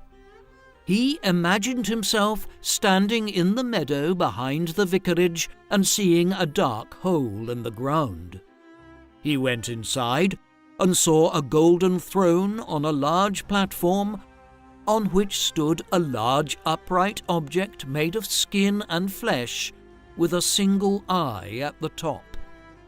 He heard his mother shout, "That is the man-eater," which heightened his sense of terror. For several days he struggled to fall asleep, fearing that he would encounter the same object again in his dreams. In his interpretation of the dream, the ground was a grave, and the ritual object was a subterranean god associated with Jesus. Much later in life, when Jung was in his 50s, he read about the symbolic cannibalism inherent in Catholic Mass through transubstantiation, in which the bread is seen as the actual body of Jesus Christ, despite its physical appearance remaining the same.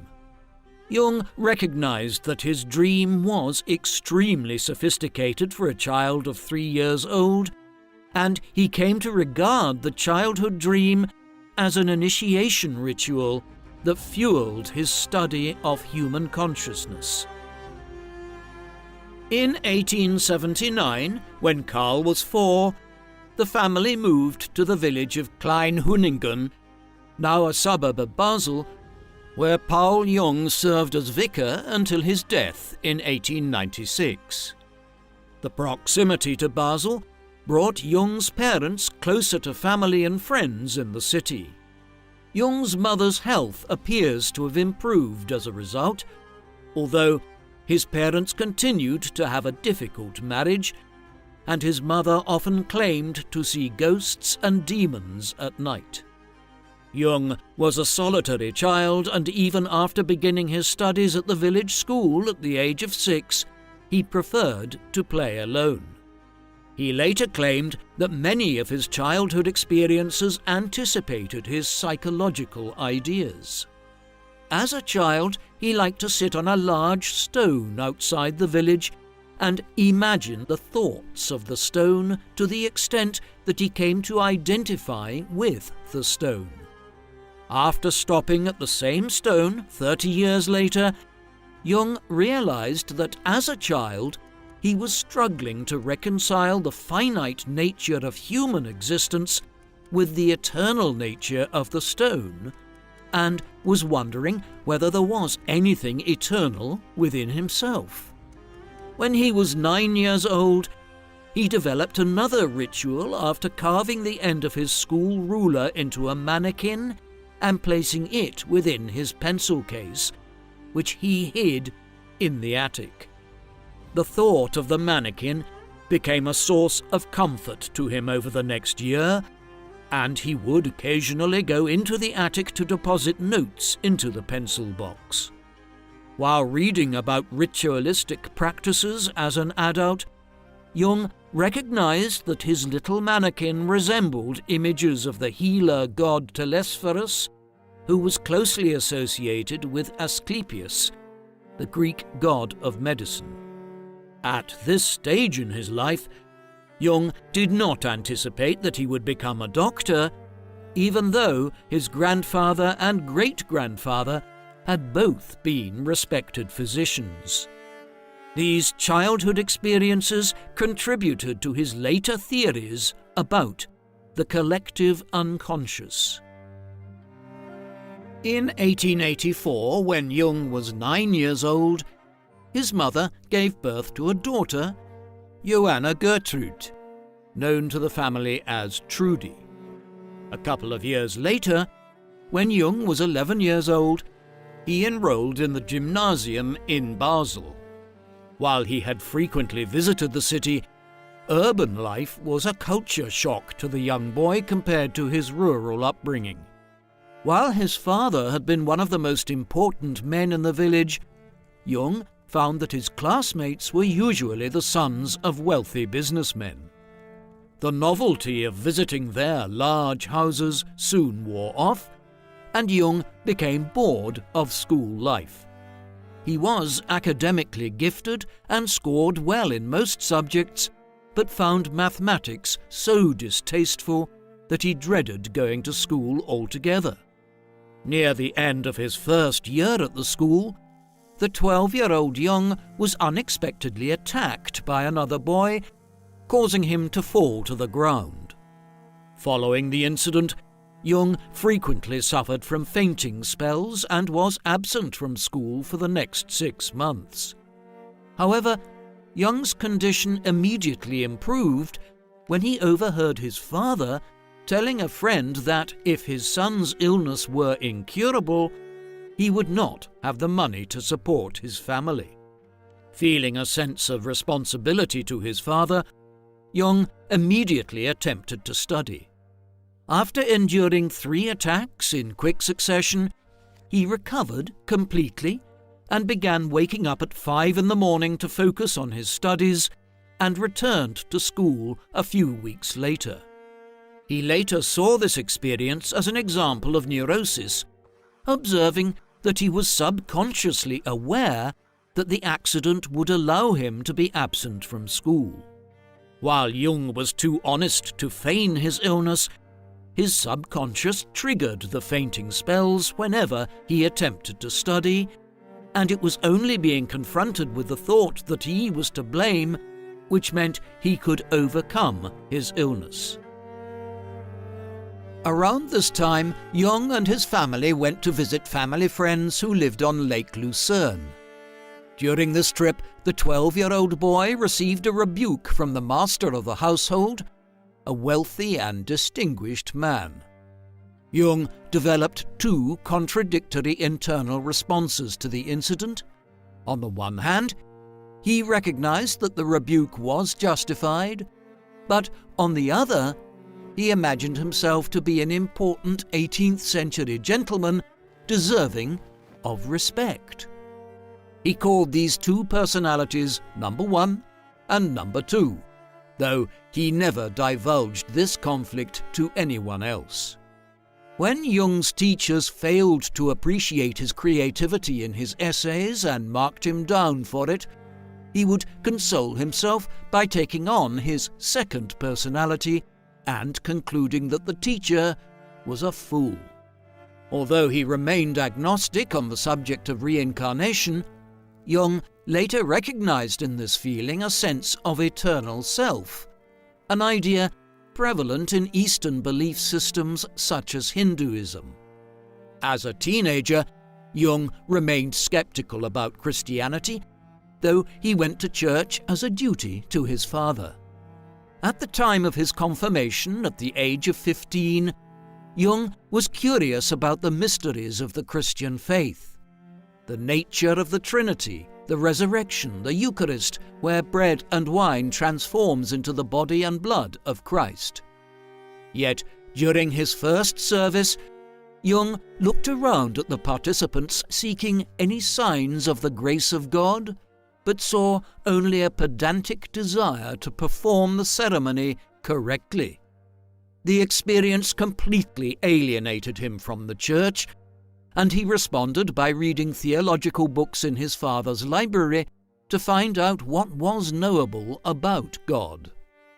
On his mother's suggestion, he read Goethe's Faust, and was relieved to find that he was not alone in seeking answers to these questions about religion and philosophy. The teenage Jung also began to read Kant and Schopenhauer, although his debt to Goethe was so great that he began to claim that his grandfather was Goethe's illegitimate son. During Jung's late teens, his father's health declined and he frequently became irritable. Jung sensed that his father was suffering from a spiritual crisis and sought to talk to him about his own understanding of God. These efforts quickly proved counterproductive and exasperated both father and son, and Jung realized that his father was incapable of questioning his long-held beliefs. The two were, nevertheless, on the same page regarding Carl's career choices, with Paul adamantly urging his son to avoid becoming a theologian. When Jung was approaching the end of his studies at Basel Gymnasium in 1895, he was forced to choose between science and humanities. He was interested in Egyptian and Babylonian history and initially wanted to study archaeology, but the discipline was not on offer at Basel University. Jung then considered studying zoology, but eventually decided upon medicine since it offered greater financial prospects. In spring 1895, Jung enrolled at the university as a medical student with the support of a stipend secured by his father, who passed away from cancer in early 1896. The loss of his father deeply affected Jung, and later on he believed that his physical illness had been caused by his unresolved spiritual conflict. Moreover, Carl Jung had left his family a modest inheritance, and it was only by taking odd jobs and relying on financial assistance from his uncles that Carl managed to pay for his studies while also supporting his mother and sister. Jung was more comfortable at university than at school, and he made a large number of friends at the Zofingia fraternity, where he gave lectures about religion, sciences, and psychology. During Jung's fourth year at university, a couple of events took place at home for which he could find no rational explanation. Firstly, the 70-year-old wooden dining table split without warning. Not long afterwards, a steel bread knife in the cupboard shattered into several pieces without any external input. A few weeks later, he found out that some of his relatives had been holding séances and wondered whether they had something to do with the recent incidents. Despite some reservations, he began attending the séances in order to seek an explanation for the events in his house. Jung's interest in occultism caused him to lose some of his university friends, but he continued to attend the séances for several months, during which time he witnessed his 15-year-old cousin, Ellen Preiswerk, claiming to channel the personalities of several individuals, both male and female. While Jung did not draw any firm conclusions about the ability of the deceased to communicate with the living, the process reminded him of the number 1 and number 2 personalities that he had previously identified in himself and in his mother. For all his interest in the workings of the human mind, as Jung approached the end of his university studies, he was on the verge of accepting an offer to become an assistant to physician Friedrich von Müller in Munich. While preparing for his final exams, he turned to a psychiatry textbook by Richard von Krafft-Ebing. This branch of medicine had always been looked down upon by the profession, who sought to keep their distance from the practitioners in much the same way as they did with their patients. However, in the preface of Krafft-Ebing's textbook, Jung saw the author describe psychosis as disease of the personality, and immediately he recognized that the field of psychiatry combined his interests in physical and spiritual illness. He was left in no doubt that he would become a psychiatrist, and after passing his exams, he became an assistant at Burghölzli, the main mental hospital in Zurich. By the time the 25-year-old Jung started work at Burghölzli in December 1890, the institution was only a few years old and considered one of the best hospitals in Switzerland. He was pleased to have the support of an open-minded professor, Eugen Bleuler, though the field was still in its infancy. While academics had developed theories to support their treatments, Jung was less interested in the theoretical aspects than in the outcomes he achieved for his patients. During his initial years at Burghölzli, Jung was troubled at the lack of success at treating his patients and believed that he lacked knowledge, though he discovered that his colleagues, who were more familiar with psychiatric theories, had similar rates of success and believed they could do no more. Nevertheless, by 1902, Jung was already Bleuler's first assistant, and in 1903 he published his dissertation on the psychology and pathology of so-called occult phenomena, based on the analysis of the séances he had attended a few years earlier. Jung also spent a few months in Paris, studying with Pierre Janet, a pioneer in the field. His old school friend, Albert Uhry, recalled visiting him in Zurich and was impressed to see him engaged in deep conversation with patients to better understand their problems. In around 1904, Jung adopted a word association experiment which immediately helped him to diagnose his patient's conditions. This involved inviting the patient to respond to a list of words with the first word that came into their head. Jung was particularly interested in the moments when the patient struggled to respond to a particular word, which gave him an insight into their traumas and complexes. Those who were willing to open up and confront the truth recovered quickly.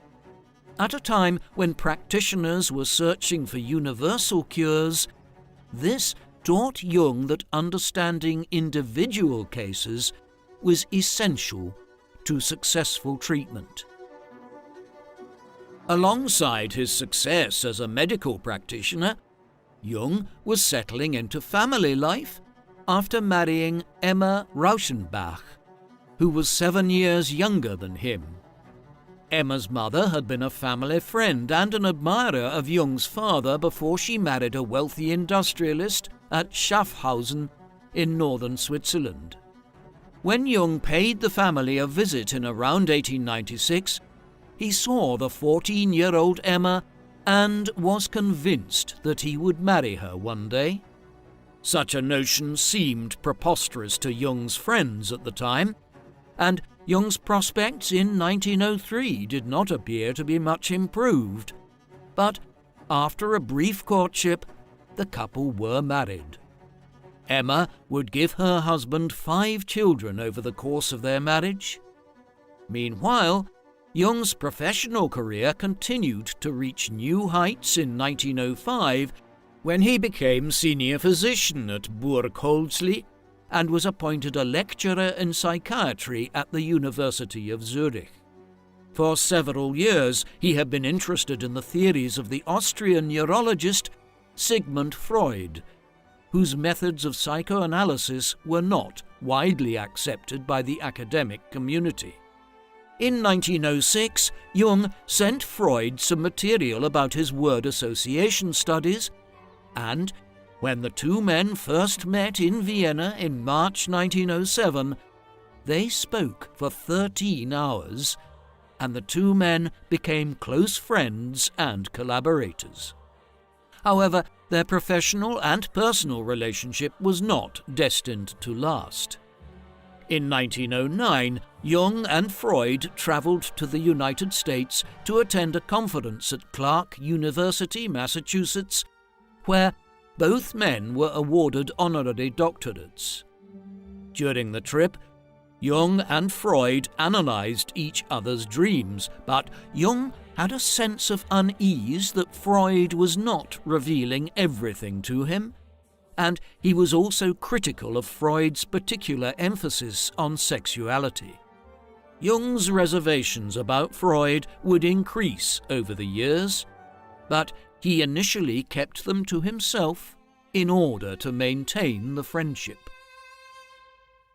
In 1909, Carl and Emma Jung left Burghölzli and moved into the house he had built at Küsnacht, thus fulfilling his childhood wish to live by the water. The move was also prompted in part by Jung's recognition that his private practice had become so large that he did not have time to carry out his academic research. Although he never abandoned his private practice, he had greater control over his time at Küsnacht and found it easier to balance his responsibilities.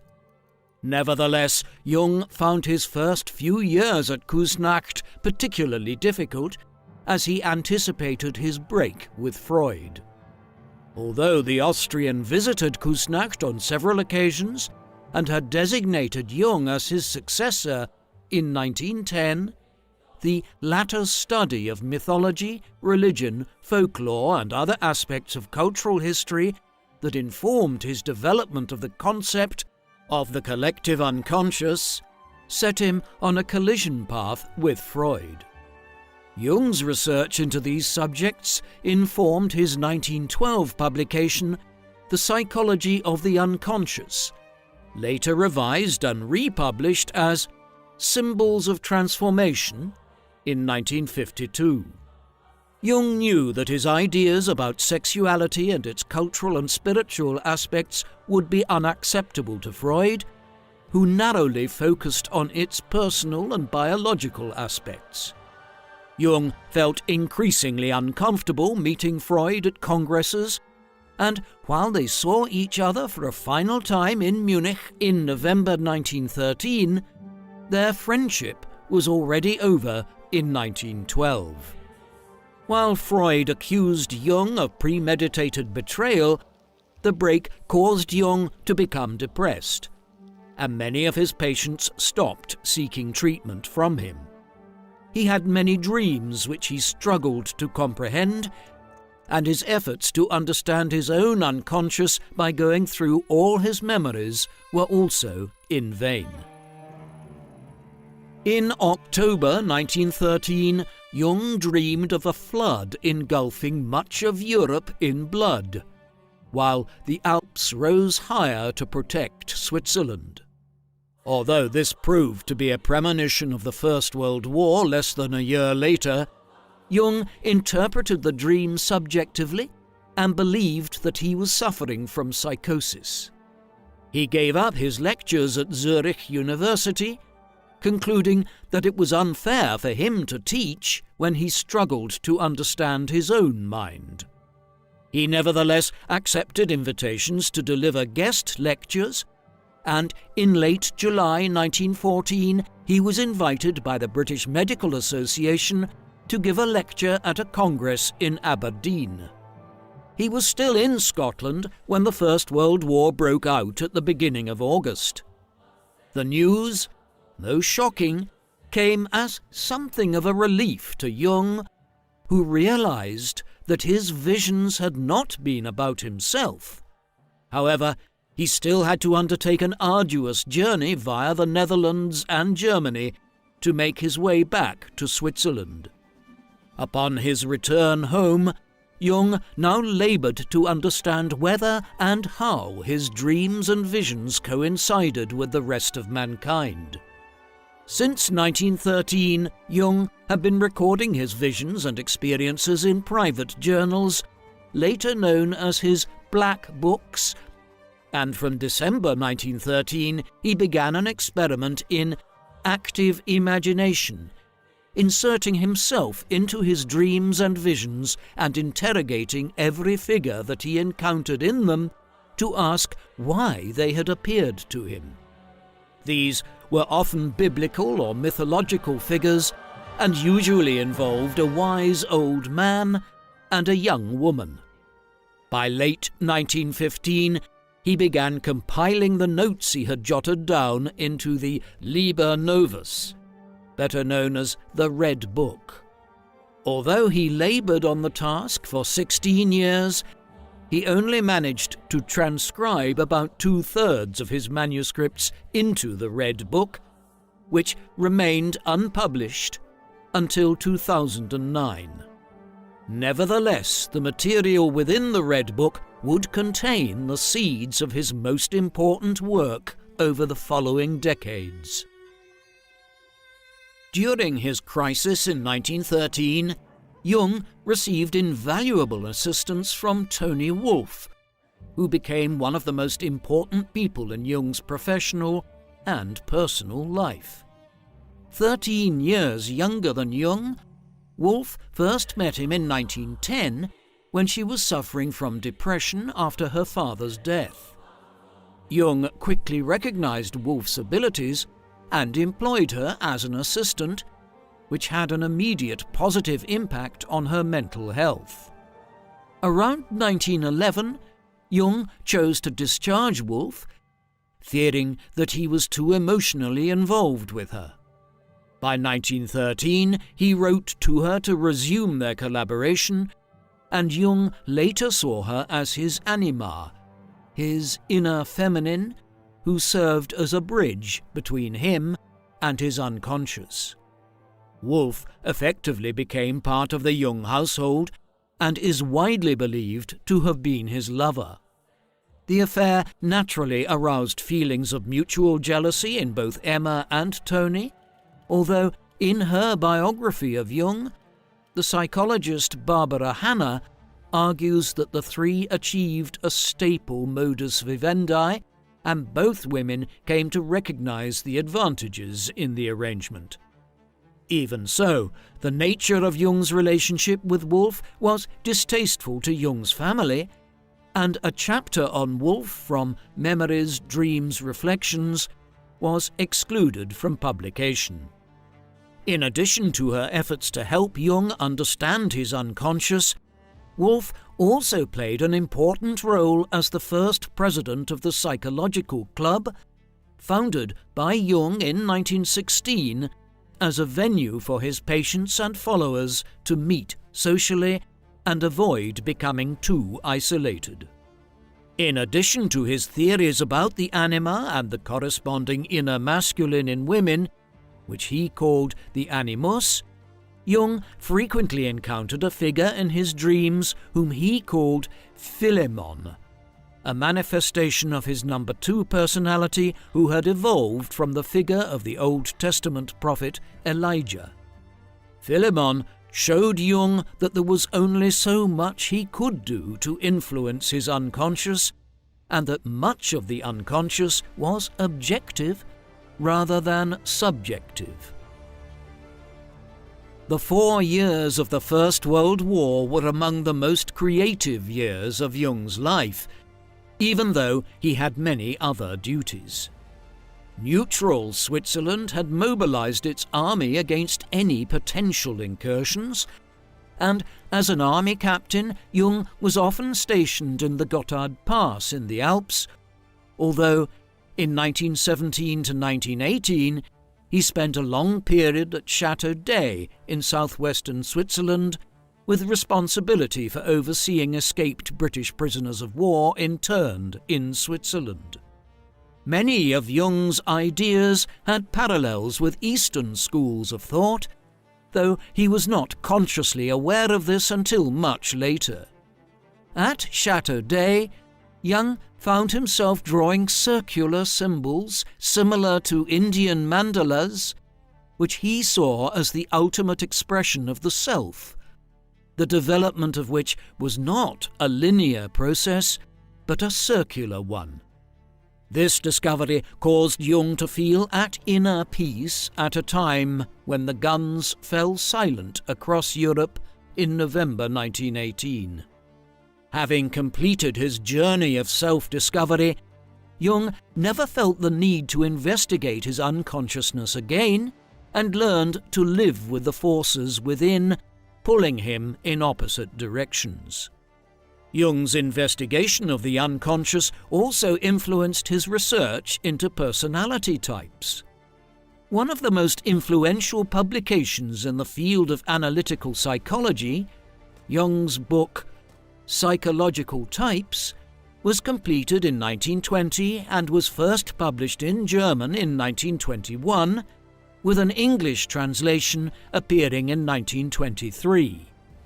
The product of 2 decades of research, Jung proposes 8 psychological types based on the perceiving functions of sensation and intuition, the 2 judging functions of thinking and feeling, which are modified by extraversion and introversion types, though these distinctions are often unclear in individuals. The Jungian types in turn inspired the Myers-Briggs personality types, developed in the United States during the Second World War. While the Myers-Briggs Type Indicator, or MBTI, has become widely influential in popular culture, most academic researchers have criticized the test for inconsistencies and confirmation bias. The reopening of the Swiss borders after the war enabled Jung to resume his interactions with the wider world and vice versa. Jung's ideas were popular in the English-speaking world, and he often delivered guest lectures at Zurich University in English to cater for his British and American audiences. While he visited Britain and the United States on several occasions in the 1920s and 1930s, a 1920 trip to Tunisia was inspired by a desire to experience a country that shared neither its language nor religion with European countries. Back in Switzerland, Jung now desired a refuge even more remote than Kusnacht. In 1922, he bought a tract of land near Bollingen on the eastern end of Lake Zurich, where he built his Bollingen Tower. Jung had taken to stonemasonry as a therapeutic practice, and he was personally responsible for the construction of much of the tower in 1923. While the original round tower symbolized a mandala for Jung, he made several additions over the following decades. Jung also conceived of Bollingen Tower as a home for his number 2 personality, his Philemon, where he was at his most creative. The location was ideal for Jung, since he and his visitors could take the train to Bollingen Station a mile away, but he preferred to travel between his 2 houses by sailboat. Despite an initial reluctance, Jung freed up some of his time by allowing Toni Wolff to take on some of his patients in the 1920s, after which she became a successful therapist in her own right. While life at Bollingen did not come naturally to Wolff, over time the tower became a favoured retreat where she and Jung could spend time alone. By January 1925, Jung had resumed his international travels and made a visit to the United States. He arranged to visit the Pueblo peoples in New Mexico and befriended a chief named Mountain Lake. Jung was surprised to hear that the Pueblo thought Americans and white men insane because they think in their heads, while the Pueblo think in their hearts. Over the course of their deep conversations, Mountain Lake expressed his anger at American attempts to bring so-called civilization to them by eradicating their religion, since the Pueblo saw themselves as being closest to the sun and believed that if they stopped practicing their rituals, the sun would no longer rise. Jung recognized a certain dignity in the Pueblo, who believed that they not only received help from their god, but that they could also influence and support their god. Jung had finally received an outsider's viewpoint of the white man, one which he associated with Roman legions conquering North Africa, the pillaging crusaders of the medieval world, and the well-intentioned missionaries who brought not only their faith, but disease and bullets to the New World. After the party visited the Grand Canyon, Jung went on to New Orleans, where he encountered the African-American population and recognized the influence that black music had on American music in general. This further solidified his theory that while Europeans' collective unconscious was firmly rooted in Europe, the collective unconscious of white Americans was also influenced by Native American and African American culture. Later in the year, Jung decided to go to East Africa, then under British rule. Prior to his departure, he had consulted the Chinese I Ching, or Book of Changes, which delivered the line, "The man goes forth and does not return." Despite feeling apprehensive on the journey, the 50-year-old Jung enjoyed the trip and considered it among the highlights of his life. While the people and the landscape seemed completely alien to his number one personality, his number two personality seemed to be more at home. He had a particularly profound experience at the Athi Plains near Nairobi, where he experienced a sense of eternity and creation. He was reminded of the beliefs of the Pueblos and saw that human consciousness gave the world its existence and meaning. Another major highlight of Jung's African tour was the time he spent with the tribespeople at Mount Elgon on the Kenya-Uganda border. As a white European of his time, Jung believed that these so-called primitive communities were closest to the eternal beginning. He was struck by their joyfulness and optimism during the day, which turned into fear and pessimism at night as a sinister god replaced a benevolent one. Jung and his small party then returned to Europe via Sudan and Egypt, where he was impressed by both the ancient Egyptian religion and the contemporary Islamic faith. During the return journey in the early months of 1926, Jung realized that part of his motivation for traveling to Africa was to escape Europe. Despite the armistice of 1918, Jung's unconscious was telling him that another war was not far off. Jung maintained his interest in mandalas, and he had a dream in which he found himself with a small group of his fellow Swiss men in a dirty city in the rain.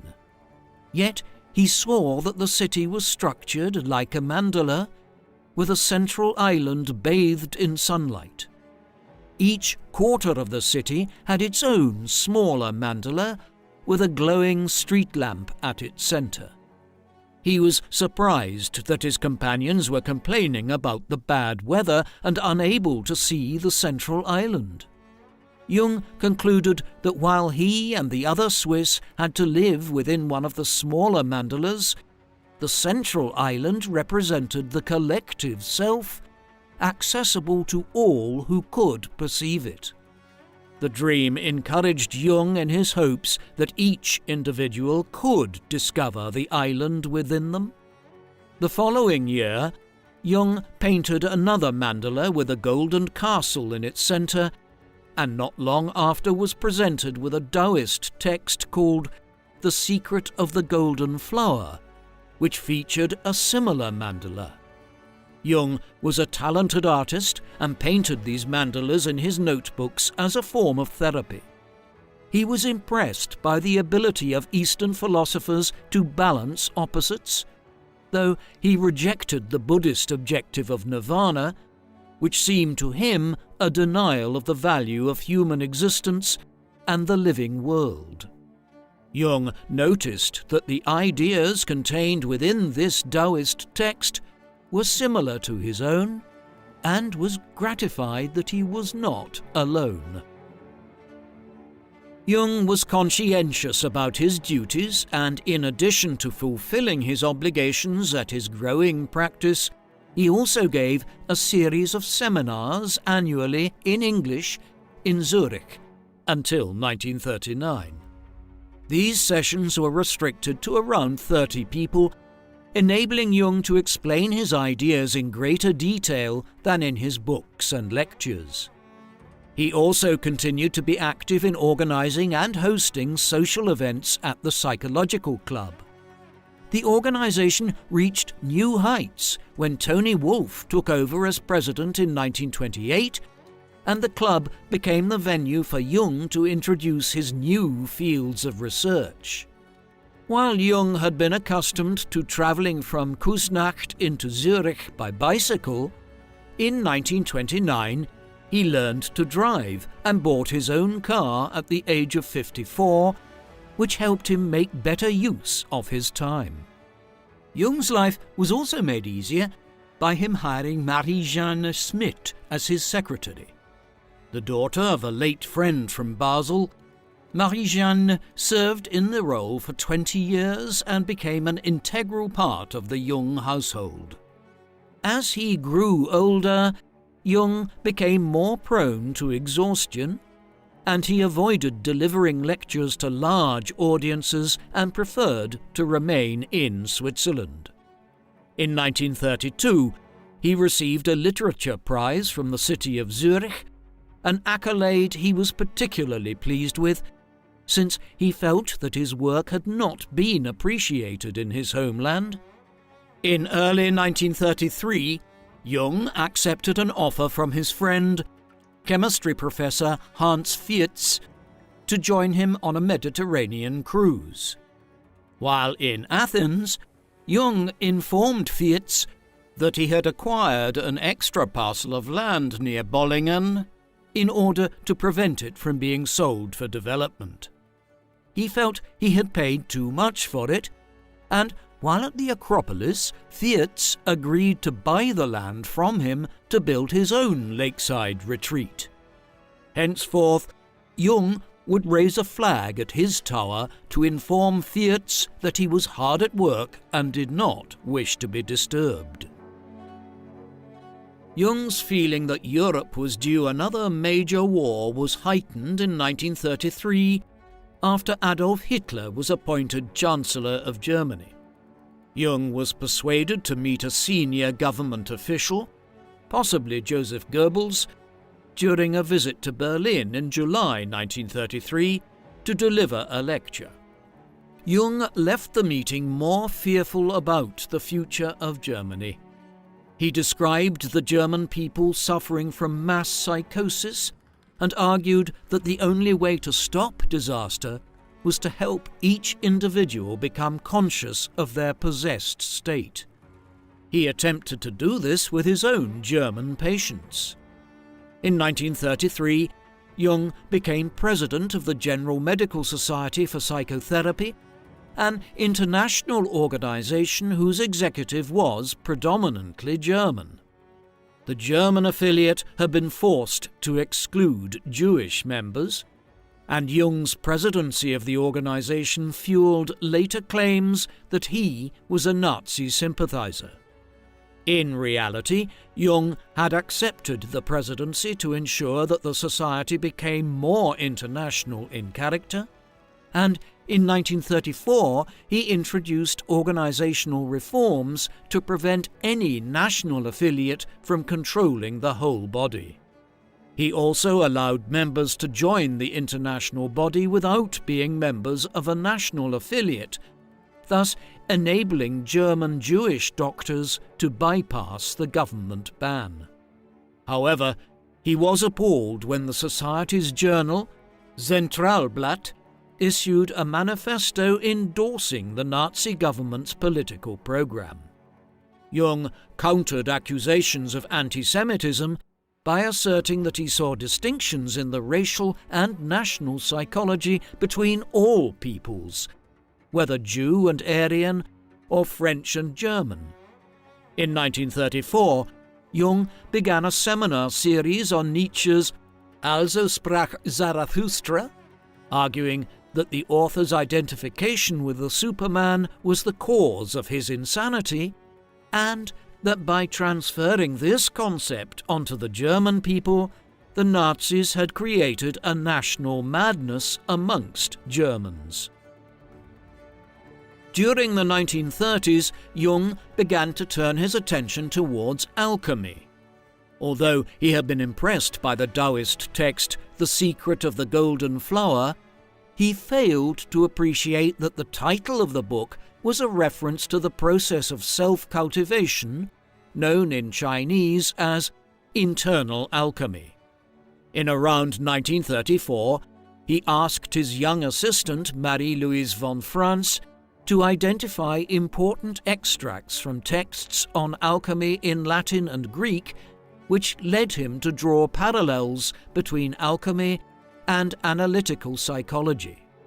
By 1936, Jung was confident enough about the subject matter to deliver lectures to a public audience, arguing that alchemy was more than an external process to turn base metal into gold, but also symbolized an internal process to transform the self. Despite his intensive study of alchemy, Jung still had time to deliver seminars at Zurich University and at the Federal Institute of Technology, better known by its acronym ETH Zurich.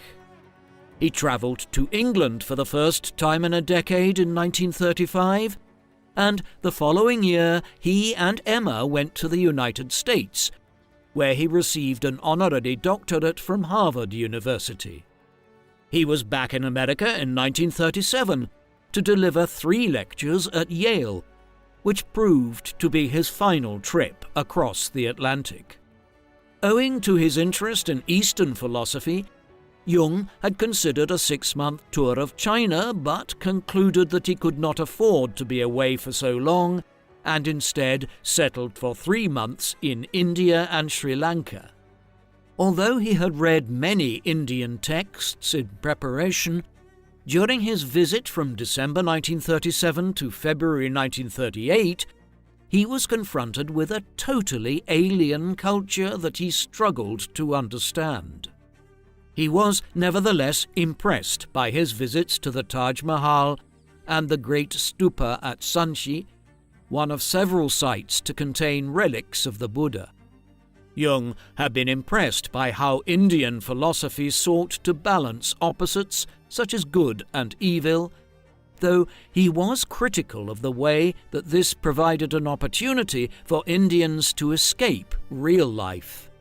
Instead, he saw it as a unique opportunity for the eternal self to assume a 3-dimensional existence.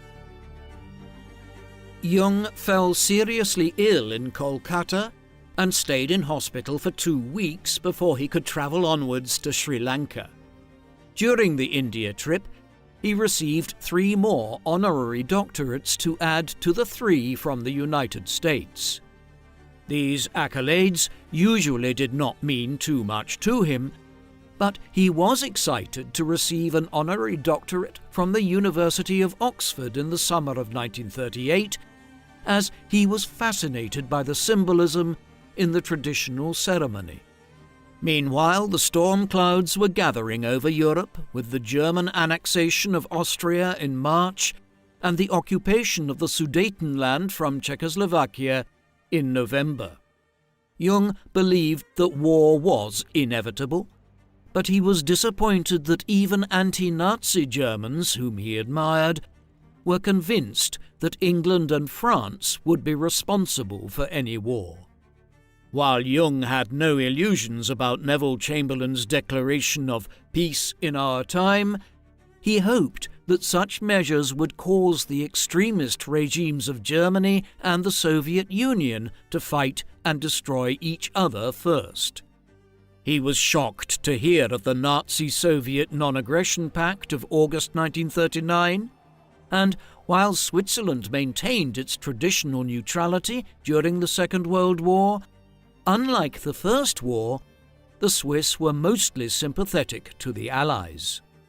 A German military build-up to the north of the Swiss border led to fears that the Germans would invade France via Switzerland.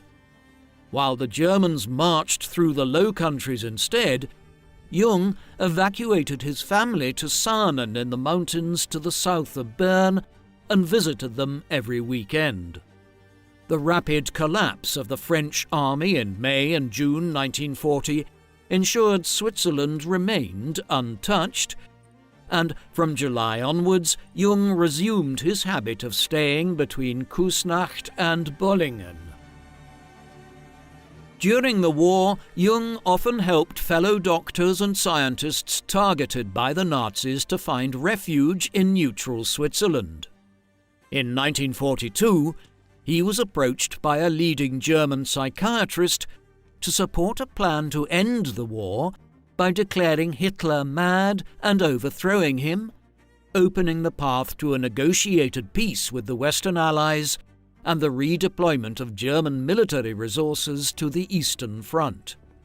While Jung hoped that he could help end the war and save millions of lives, his unconscious led him to retreat from the idea, convincing him that removing Hitler alone would not be enough. In 1943, Jung was able to assist the Allies when he was recruited by future CIA chief Allen Dulles, the head of the American Office of Strategic Services in Switzerland. Known as Agent 488, Jung offered psychological support to American operatives, provided valuable advice on Swiss politics, acted as a conduit with German officials seeking to remove Hitler, and psychoanalyzed Hitler and senior German leaders. Jung presciently concluded that Hitler would become increasingly desperate as the war turned against Germany and may eventually take his own life in despair. Jung continued his work on alchemy during the war, but in February 1944 he slipped in the snow whilst walking outside and was hospitalized. Some 10 days later, he suffered a heart attack which left him in a critical condition for several weeks. His life was saved by the intervention of a famous Swiss cardiologist known as Dr. H, and Jung later recalled a vision in which he felt that he was dying and was ready to accept it before he saw Dr. H appear before him and urge him to continue living. Jung also described a vision in which he was piecing himself back together after being dismembered. By the time Jung returned home in July 1944, the Allies had landed in Normandy and were on their way to liberating France and the whole of Europe from Nazi occupation. Jung welcomed the end of the war in Europe in May 1945, though fighting continued in the Pacific.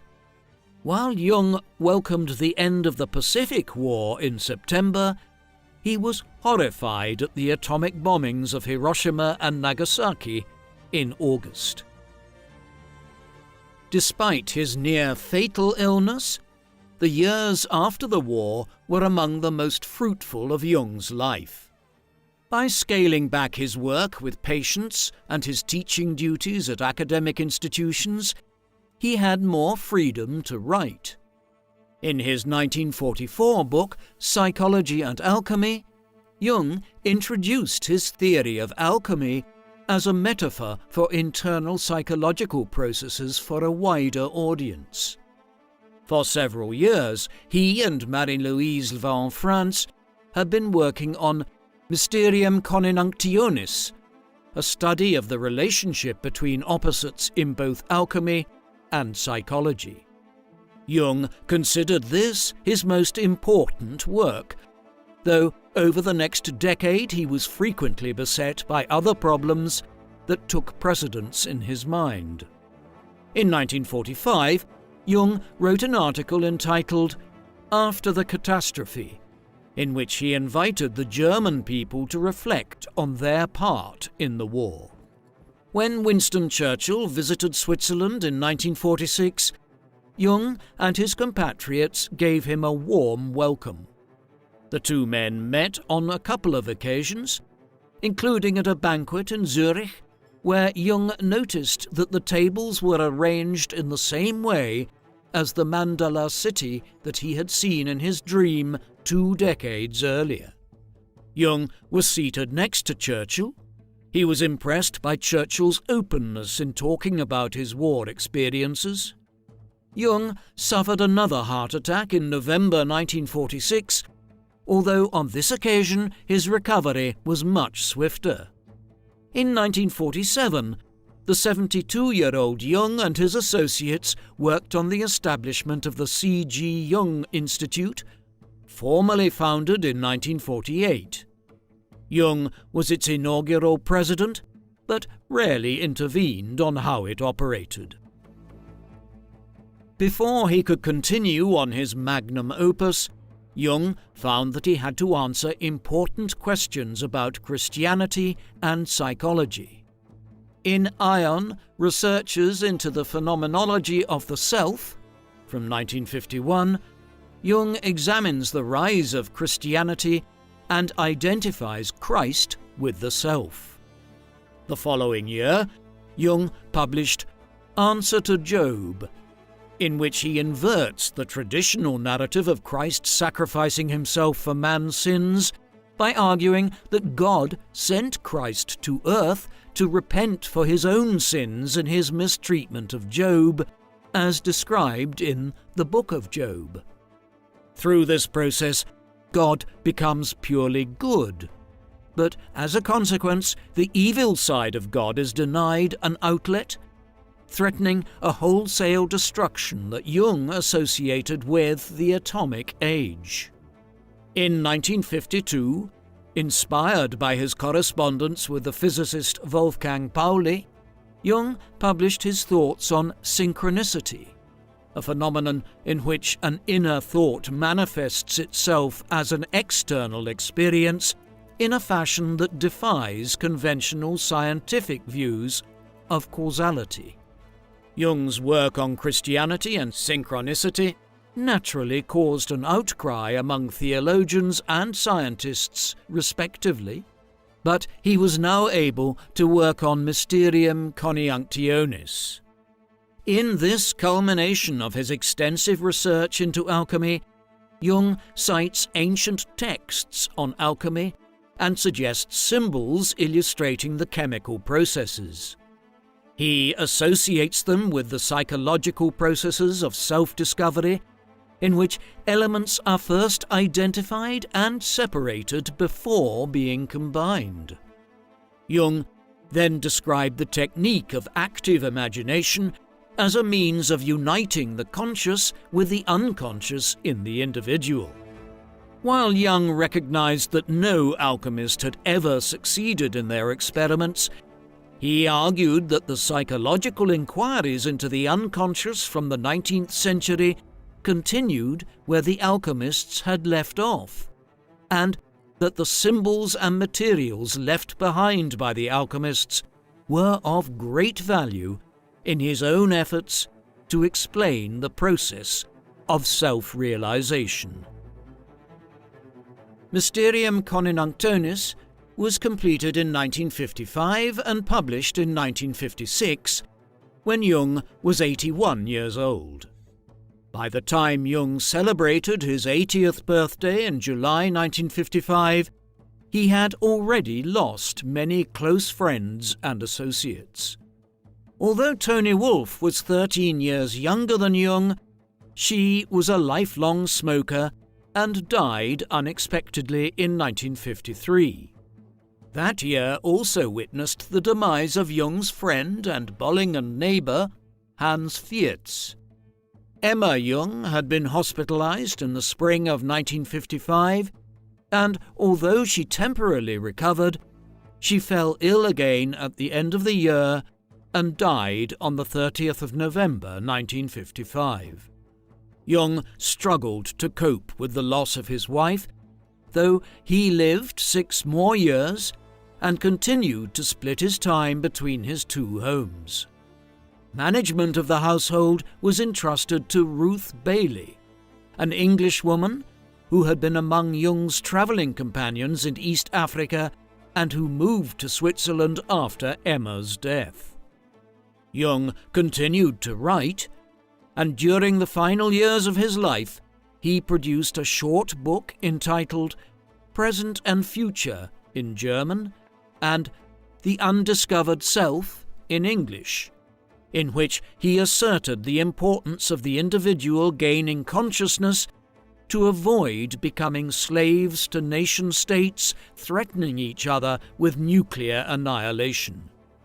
In 1959, he published Flying Saucers, a modern myth of things seen in the skies, an examination of UFOs as psychological phenomena.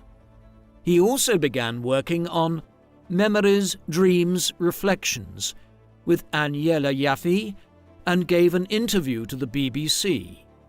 According to Barbara Hammer, who was close to Jung in his final years, Jung saw both initiatives as opportunities for him to give an account of himself before his death. He fell seriously ill soon after his 85th birthday in July 1960. However, he did recover enough to contribute an essay to Man and His Symbols, a book intended for a popular audience, which was completed and compiled by Marie-Louise von Franz following his death at Kusnacht on the 6th of June 1961, a few weeks shy of his 86th birthday. Carl Jung was one of the most influential figures in the fields of psychiatry and psychology. Although he did not know it at the time, the dreams and visions that he experienced from his earliest days had a formative effect on his life. Combining his interests in physical and mental health, Jung trained as a psychiatrist and introduced innovative methods of treatment for patients. During a brief but intense period of collaboration with Sigmund Freud, Jung acquired international recognition, particularly in the United States. Jung developed some of his most influential ideas on the collective unconscious and psychological archetypes during a period of introspection in the First World War. While Jung's ideas were unconsciously influenced by non-European belief systems and philosophies, his travels to New Mexico, East Africa, and India in the interwar period helped him refine his theories. Although he was personally appalled by Hitler and helped the Allies during the Second World War, Jung has been criticized for basing his ideas on racial stereotypes and being too accommodating towards Nazi Germany in the 1930s. Jung's main preoccupation during his final decades was to uncover the cultural and historical associations between alchemy and psychology, although he also published controversial theories about religion and science. What do you think of Carl Jung? Was he a pioneering medical practitioner whose ideas have helped millions of people understand themselves and live better lives? Or are his theories lacking in empirical evidence and based on outdated ideas about race and gender? Please, let us know in the comment section, and in the meantime, thank you very much for watching.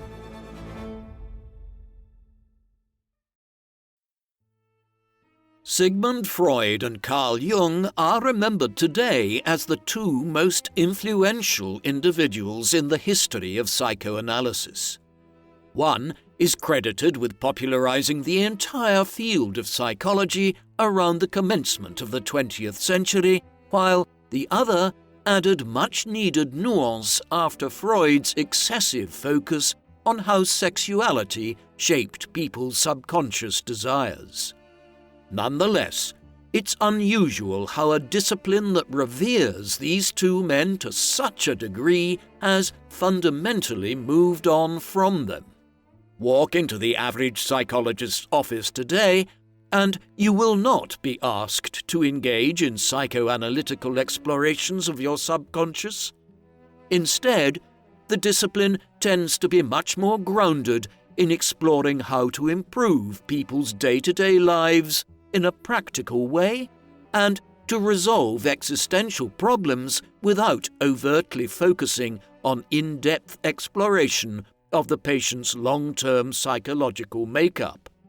And yet, the Freudian and Jungian roots are always there in the background, whether it be in trying to explore how childhood experiences shaped a person's ongoing behavior and responses to daily occurrences, or in terms of how societal constructs impact on a person's actions. 100 years from now, the fields of psychology, therapy and counseling, and various associated disciplines will have moved on again from the methods of the early 21st century. But the basic building blocks that were established by Freud and Jung in Vienna and near Zurich between the 1880s and the 1950s will always feature in how we understand human behavior and the subconscious impulses that drive our daily actions.